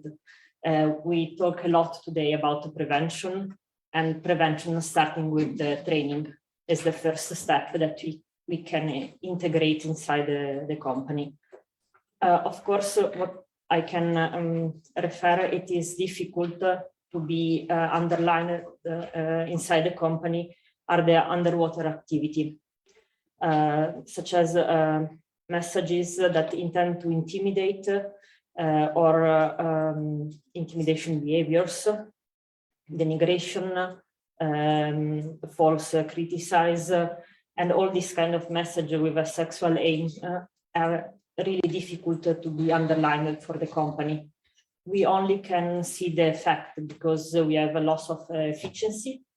The human resource report a downgrading in ability and skills. There is a loss of transparency inside the company, and the impaired performance and commitment of also valued people, because especially the harassment have unfortunately a positive correlation with the talented employees and especially the skilled and the sexual harassment. Team demotivation is one of the effects that we have with the bystander. I mean, the witness of an harassment inside the company. This is really difficult to be correct and to protect people from this underwater activity. In fact, we don't see any immediate effect on the turnover, on the economic result inside the company, but we have to work and to be a different leader, to understand that inside a team there is a certain effect or a certain problem that could lead to the harassment. Maybe it's just an embryonal behavior that will lead to the harassment at the end.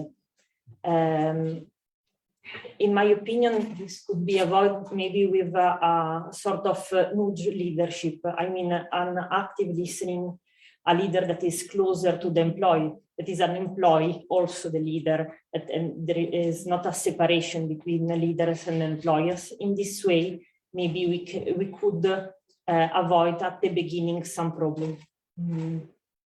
A different leadership together to a training that is well done and also imposed by the company rule, maybe could save us from further starts of harassment inside the company. This is what I can refer specifically from my professional experience. Okay, so to be very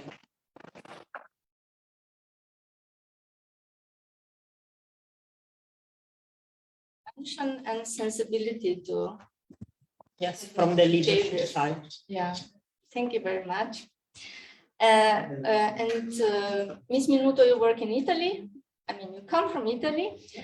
And Italy has shown that gender equality is a strategic asset for the country's economic and social growth, as they adopted guidelines on the management system for gender equality, which provides the adoption of specific key performance indicators relating to gender equality policies in organizations, which is, I think, very promising for Italy.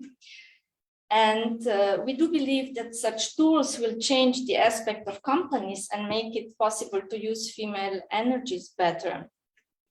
But in the project Set the Tone, we also developed different tools that can support enterprises in seizing gender-based violence, like European Alliance that we already heard about. But also training. We developed online and in-person training, and training is a very important tool to use, as you already said. But let's go to my other guests, which are also members of this European Alliance. You both signed Charter of Engagement, so you engaged your companies to go toward your these objectives. Mr. Nicolas Modica, you come from the social cooperative, that is ODOS, engaged with recovery training and job placement of disadvantaged people. This is a very different sector from the steel industry. And how do you and your organization approach the issue of sexual harassment? What are your challenges? Okay, I want to start. Can I start with a good news? Because you were talking about a good news. Of course. So you know the sandwich approach. Good, bad, good. Good, bad, good. Yeah. You have to alternate. So because today I saw on the newspaper, online newspaper, because there are no more newspaper, but I saw that the Philharmonic of New York for the first time have have more female components than male components. And you know why? Because the tryouts have been made blind. Blind tryouts. So this, I think, is a great news that I wanted to share before to start my presentation. Some happy news sometimes there are. So talking about myself and my enterprise, we are a social cooperative from Italy, from Iesi, the city of Iesi, which is in the center of Italy. Yeah, you can move on with the slides. Who we are? We work for the job placement of disadvantaged people. We are about 100 workers, considering the temporary workers. And over the years, we worked in several social and working fields in order to create placement opportunities for disadvantaged people. So through mostly social, national, and European projects, we have been working in the fields of social tailoring, with, in particular, a project which was called Recall Project. And now we're working in the social tailoring with another project called Lab. And then we have been working in social agriculture, starting from Orto del Sorriso project, which now became a social cooperative instead. And Family Diagrammi Nord, which was an important project in which GC Marche involved us. Then we worked in the private cleaning services, application of anti-shoplifting tool services for an important local clothing company, which is King's Portal. I know probably Italian people know it. And we work for tourist accessibility and tourist services for people with special needs with an Interreg Italy Croatia project called Tools. So you can move on. These are just our nationalities inside our cooperative. You can see that we are quite spread all around the world. We can move on. Okay, so when Pina Sovrano, which I thank to invite to this final event, asked me, what can you say about that from your part, about this theme, I mean. We started to think about that a few years ago because starting from the significant internal female component, which is the 70% of our workers, and after facing troubles in some internal working dynamics and having, most important thing, a few female administrative figures, we decided to implement to start a path, which included trainings and projects for the job placement of gender-based violence victims. So the two most important things that we found out that they were important were to find routes and tools to define a clear internal safe working system and figures, able to detect critical situations and encouraging possible complaints. And we made it with involvement in Set-at-Home project training course, which I were in Rome in May for this course. With my colleague Martina, you remember Tina? And then we made two training courses with FONCOP, which is an Italian, how can I say it? Interprofessional fund, yeah, that's the right name. And we made two training courses on gender empowerment and on the cooperative working methodology and ethical values, both for employees.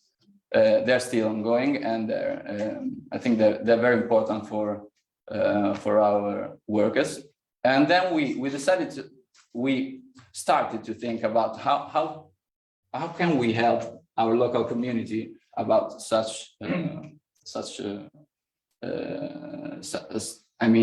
about this topic.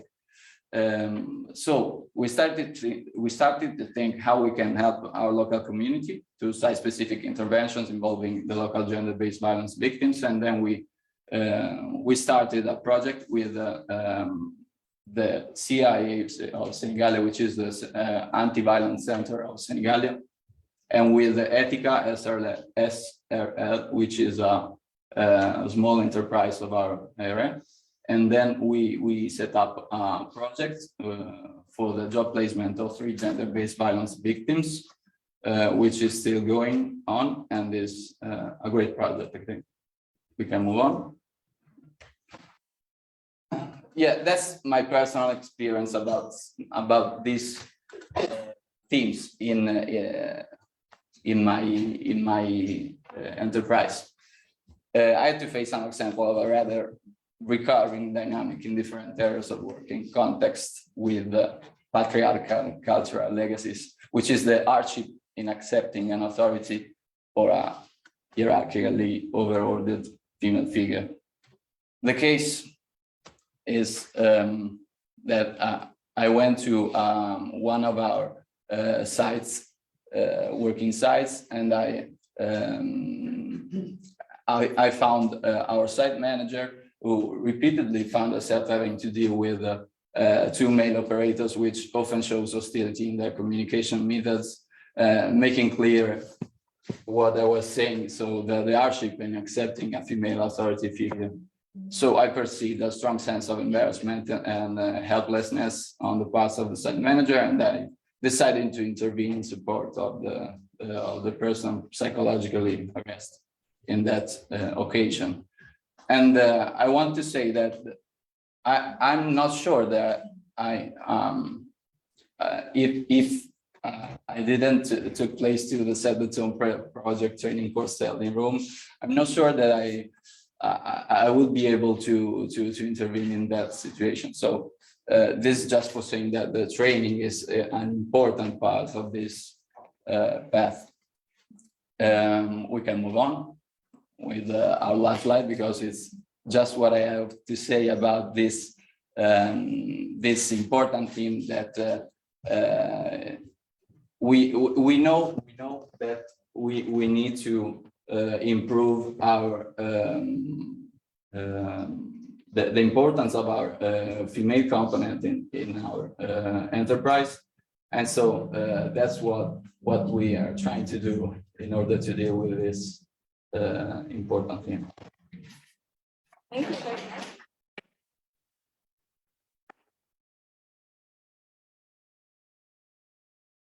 And now let's move from Italy to Slovenia. Mrs. Polona Hrovat-Mausar, you are coming from the social enterprise KNOV from Slovenia, and you are engaged in renovation of furniture and reuse and recycle of clothes mostly. So your company was also involved in the project activities, in the training, you signed the Charter of Engagement. Tell us a bit more about what your organization is doing, but also are you dealing with the equality in your organization and gender-based violence, or did anything happen or change after you were involved in the Set the Tone activities? Please. Okay, thank you to be here. I'm really grateful to be invited at this conference.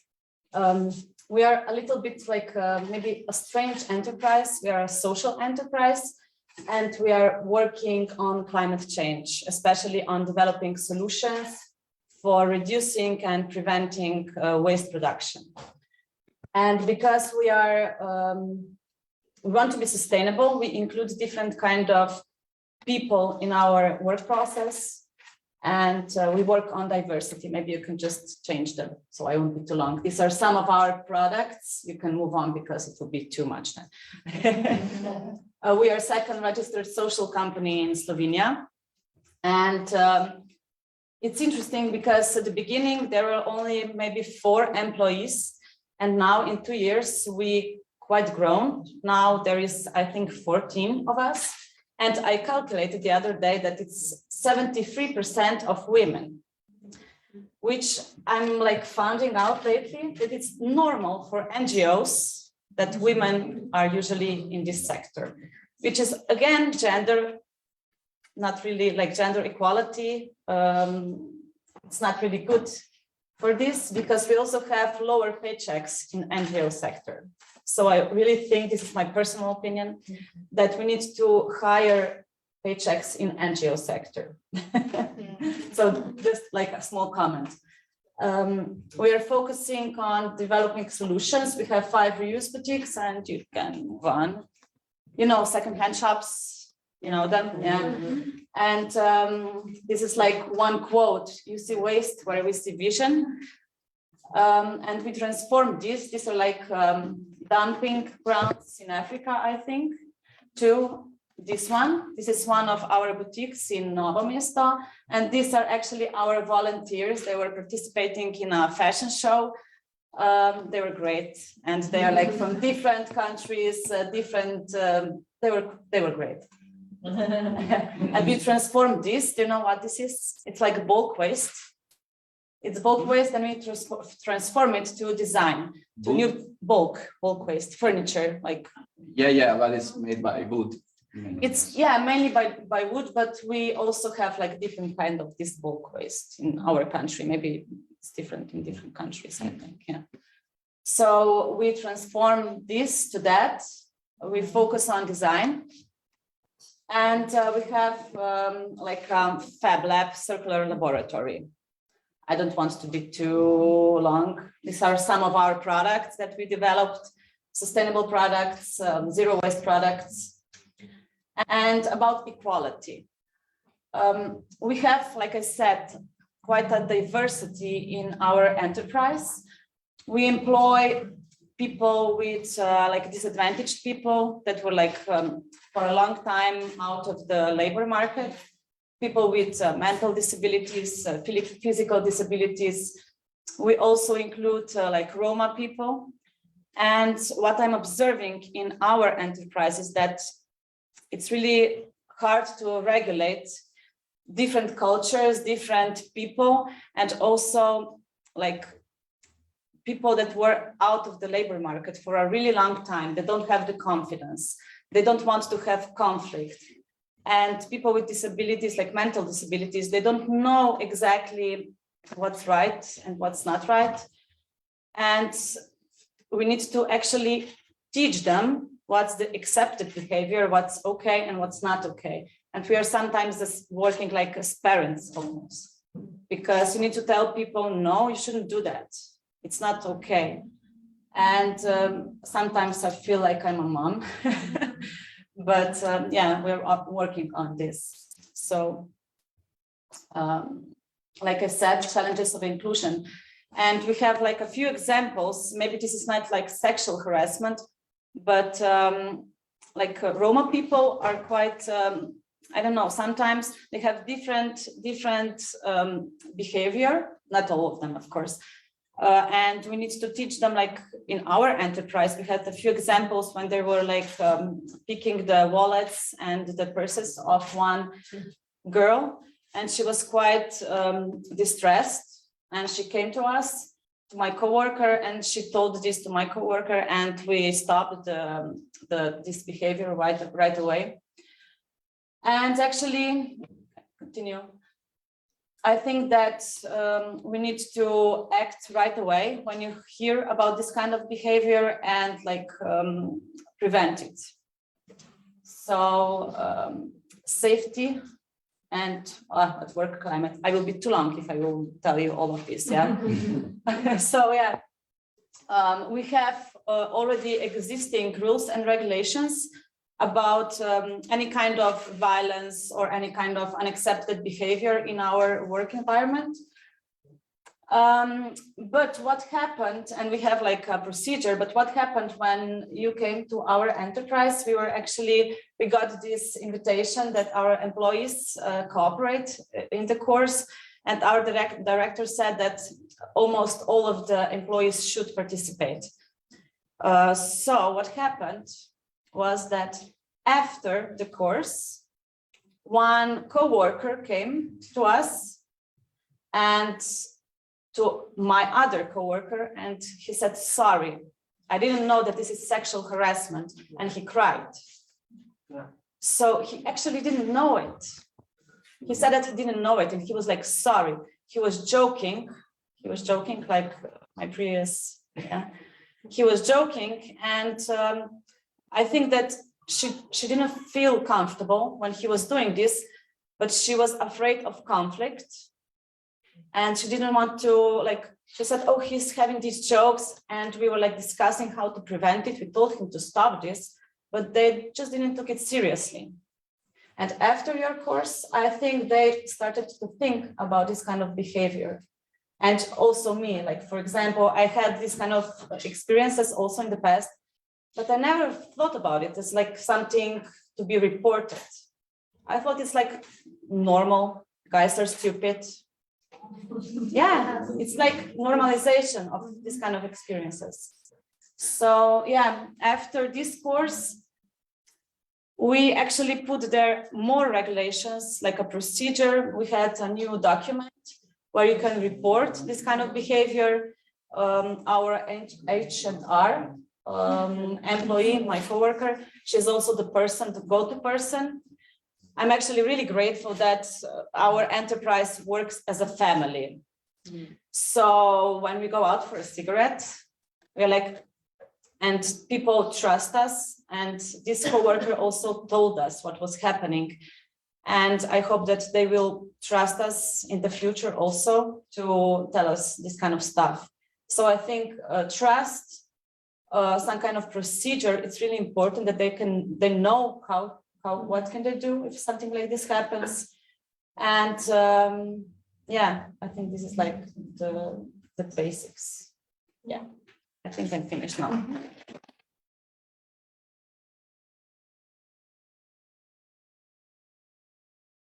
Thank you, Polona, for sharing this very, I would say, sensitive experiences with us. And I would like to say that all of us partners are really glad to see these actual changes taking place because of the activities that we did in Set the Tone. I don't think that we are the only reason, but we somehow contributed or promoted things to change. And this is, I think, this is the big achievement for us. We are very proud of it. But here you had a chance to hear the speakers, the experiences from Italian and Slovenian companies, social enterprises actually. Although in the Set the Tone project, we also had Polish enterprises and Spanish enterprises, which are not here today, but anyway, we can hear about their experiences through the videos that we made with some of the participants of the training. And please, can we hear now or see the statements of Polish and Spanish participants?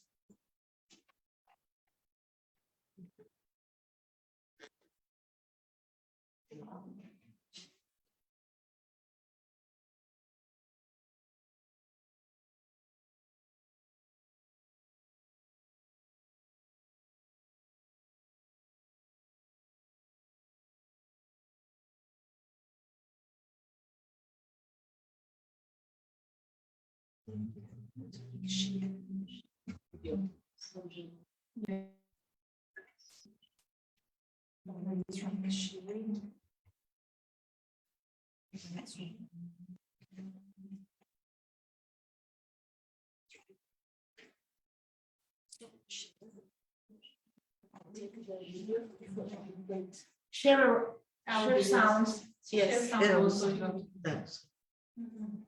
No, stop share. Stop share. Yeah, share sound.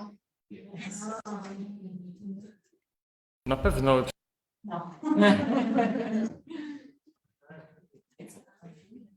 W przypadku mężczyzn przeważnie.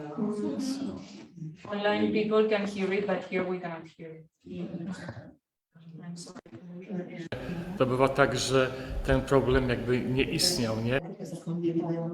There are subtitles. Yeah, There are subtitles.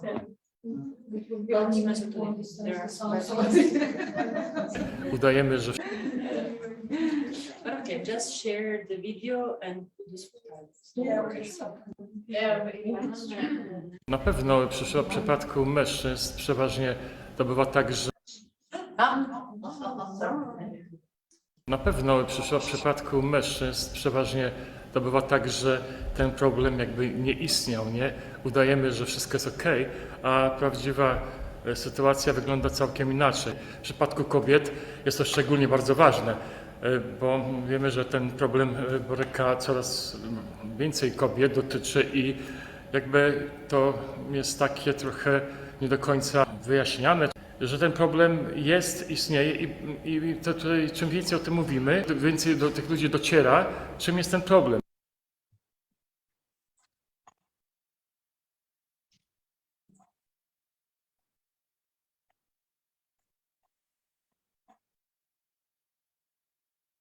Pues la formación, la verdad es que me ha parecido que ha estado bastante completa, con muchísima participación.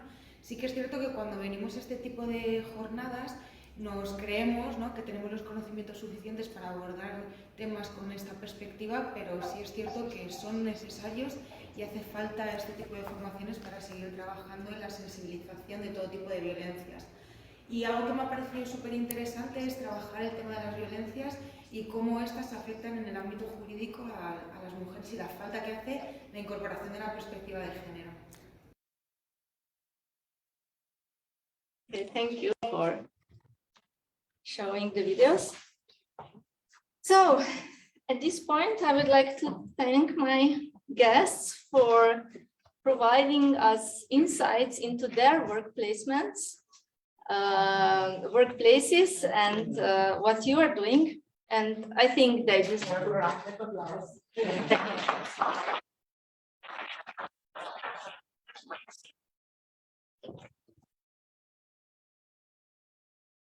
Finally, I have the honor to invite to the stage Ms. Kirsten Loibe from the Directorate General for Justice and Consumers to share with us the final words. And this. Yes, thank you very much for inviting me and allowing me to speak a few words on behalf of the European Commission's Gender Equality Unit. I mean, how timely and important it is to have such a conference today on the International Day of Eliminating Violence Against Women. I think this is really a very good date that you chose, and I mean, the ground that you covered in this conference is really amazing. I mean, I took a lot of notes and I'll take them back to my unit and we will discuss them as well. But I think you really illustrated that sexual harassment at work is not just relevant for the workplace itself, but it's a much broader phenomenon that needs to be covered very comprehensively. And I think the panels and the way you've selected the speakers and who needs to be involved and how this is a cross-border European issue and so on. I think that really the conference speaks for itself in that way. And I think all of us learned something. I mean, you're all experts in your own right, and you know you have the experience on the ground, but by talking to each other from the different sectors, you really understand the extent of the phenomenon and how we can really move forward. It'll be very hard for me to follow up, and I have this very hard task now wrapping up the conference. While I know everyone's hungry and full of impressions and everything, and I was thinking about how could I best go about this, and I thought maybe to make an attempt of looking at some of the topics we discussed today and showing how that's mirrored, or how we're attempting to mirror that and take that up in our work in the Gender Equality Unit. And specifically on the proposal for a directive on combating violence against women that was touched upon a little bit today already, that the Commission put forward on the 8th of March of this year. And I, of course, noted, and it's been brought to us that there might be some room for improvement, that things need to be adapted. And I mean, that's what the negotiation process is for now. we're of course going around in the council and in the parliament presenting the proposal, but of course also hearing and listening and seeing how can we push this proposal forward to make it the most meaningful to combat gender-based violence comprehensively, and that's what we've attempted to do with that proposal that looks at all forms of gender-based violence, and a part of that, of course, is also sexual harassment at the workplace. So I will try to touch on a few points, and if I may, and just to show how really the work that you're doing on the ground and the work that this project has been doing, and I find it very fascinating how much ground you were able to cover. And we see a lot of projects that run over our desks and that are all very meaningful. But this is one that's exceptionally broad, and you've really managed to really identify a lot of very important factors here. And I just would like to show how the work that you're doing on the ground is noted by us as policymakers, and how we try to take that on board in the proposals that we put forward, and also in the policies that we make. And we've heard about that, how that is done in Horizon Europe as well. But I want to just point out how we've tried to do that in your proposal. So in the first panel, we heard about, and also in the introductory remarks, we heard about how sexual harassment is a manifestation of structural discrimination, and how it results from specific gender stereotypes, harmful gender stereotypes that exist in our societies. And in the proposal, we've put upfront that gender-based violence or violence against women is a manifestation of structural discrimination, and also have put into the proposal under the prevention measures that the member states will have to undertake more to combat gender stereotypes, and that boys and men need to be engaged in the conversation, and that should be an important factor as well. We've also heard a lot today about the issue of intersectionality, and the need to look into that, and we've put this up front in the directive as well, to say that in the implementation and in the fight against violence against women, member states will have to look at the intersectional aspect, because otherwise they will not adequately respond to the needs on the ground, and really need to see how can we tailor our measures to the different groups that are most at risk. So something we've tried to put up in our Article 2 already right up front. I also heard that the issue of cyber violence being mentioned, and how that's affecting the workspace.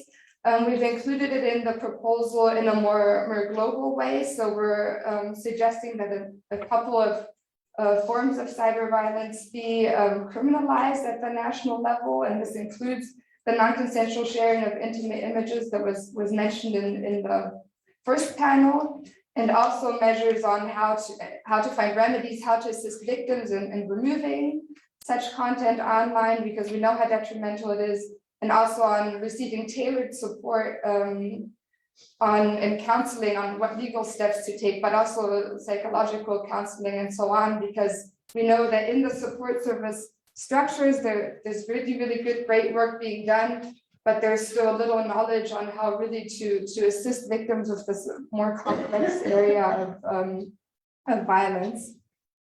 In terms of sexual harassment at work more concretely, it was also mentioned today how it occurs in a hostile work environment and so on, and we have included a definition of sexual harassment at work in the proposal.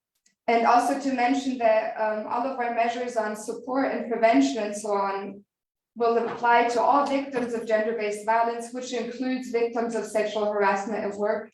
I think that's important to note, because I heard that many of you said the world of work is not mentioned enough, but just to know that the underlying structure is we cover all victims, and only because we mention them in a couple articles, that because we don't illustrate them and highlight them in each article, they're still understood to fall under that. We also heard in the first panel that violence against women and sexual harassment specifically should be looked at it as an occupational health and safety risk. And it's something that we've also noted in our preparatory work and that you've also mentioned to us when we were preparing. So we've mentioned this in the directive when it comes to the trainings, that employers need to be aware that this is something they need to factor in the risk assessments, including third-party violence. So it's something that we try to highlight here as well. Your project, the Set the Tone project, also excellently illustrated how important it is to set up frameworks and structures and not just individual measures. The proposal mirrors this in requiring member states to take national action plans that also focus on sexual harassment at work and that also identify specific sectors. So they will have to undertake data collection to identify specific sectors that are most at risk. And then to tailor their measures to react adequately. I think especially interesting today, we heard a lot about training and on how the training should be set up. And this is one of the main prevention measures that we've introduced is to require member states to introduce and fund trainings for managerial positions. And we heard that mention being made of a top-down approach, and we think this is really important. And to let you know that your project will be very important if the member states agree and the co-legislators agree on going forward with this measure, because then member states will be able to refer to you and to your experiences and your output to see how can we actually implement this this training and you already will have best practice examples and you will have your projects that you've worked on in the last years and also the recent years that then the member states can refer to. So for us, this is, I mean, it just really shows how valuable your work has been and it hasn't gone unnoticed by us either. Maybe a last point on the issue of requiring to have support for victims, but also for employers on how to react. We're proposing to include external counseling services specifically specialized on sexual harassment at work that would then be able to provide advice if there's a situation of sexual harassment at work on how to address the victim individually, but also how to remedy the situation structurally, because we know it's not enough to only look at that one specific case, because it often happens not in a silo, but there are many other people involved, and to ensure that employers can then receive and request the support they need, but also, of course, for the victims then to be able to receive support they need in those situations. So I just wanted to mention a few of the measures that we have included. I know it might seem a bit meager sometimes, but we've really tried to go and highlight this phenomenon as well, since we're working in an umbrella directive that focuses on gender-based violence more horizontally. It might seem a bit not so much, but within 52 articles, we do have some measures that we've tried to take on board. And the point that I really wanted to make was how important your work is for us to understand what the needs are, for us to understand what needs to be put into legislation. And your work will continue to be valuable in not only the implementation phase finally, but also in this next phase where we crucially will need to collaborate to understand how can we go forward with this proposal and how can we really make this meaningful to effectively combat gender-based violence. And we will certainly would like to then consult with you. As a very last point, just because I think it's important to repeat how much you've actually managed in the last 2 years. You've conducted an extensive survey on the most salient issues connected to sexual harassment at work and its causes with over 400 participants, 6 peer review exercises. You have developed and conducted trainings and empowered workers. You have developed policy frameworks. You've spoken about the European Alliance and the extensive awareness raising campaigns. I mean, I can just really congratulate you, and we're very happy that we could contribute by funding this project. And it's really a very truly European project and union project in our view, because you've involved 6 partners cross-border. It must have been a huge effort. So really thank you very much also from our side, and thank you for allowing me to participate, taking notes and hearing from you. Thank you.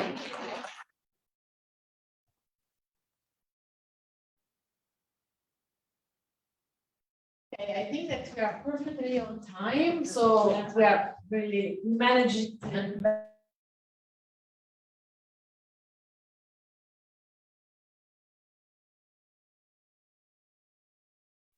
underline is that, of course, this has been a teamwork from the very beginning, from the designing of the proposal and all the implementation. I want to thank all my partners, because I think that we've made really great team together.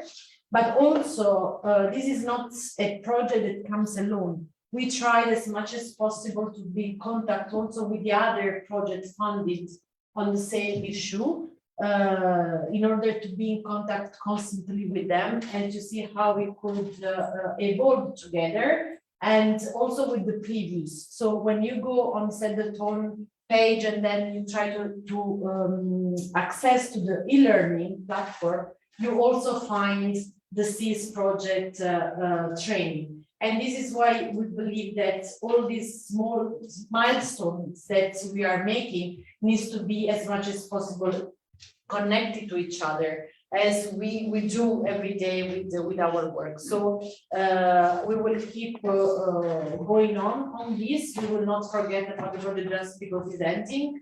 It's a never-ending work for us. And with this, I think that I don't know, Reda, if you want to say something. No? Okay.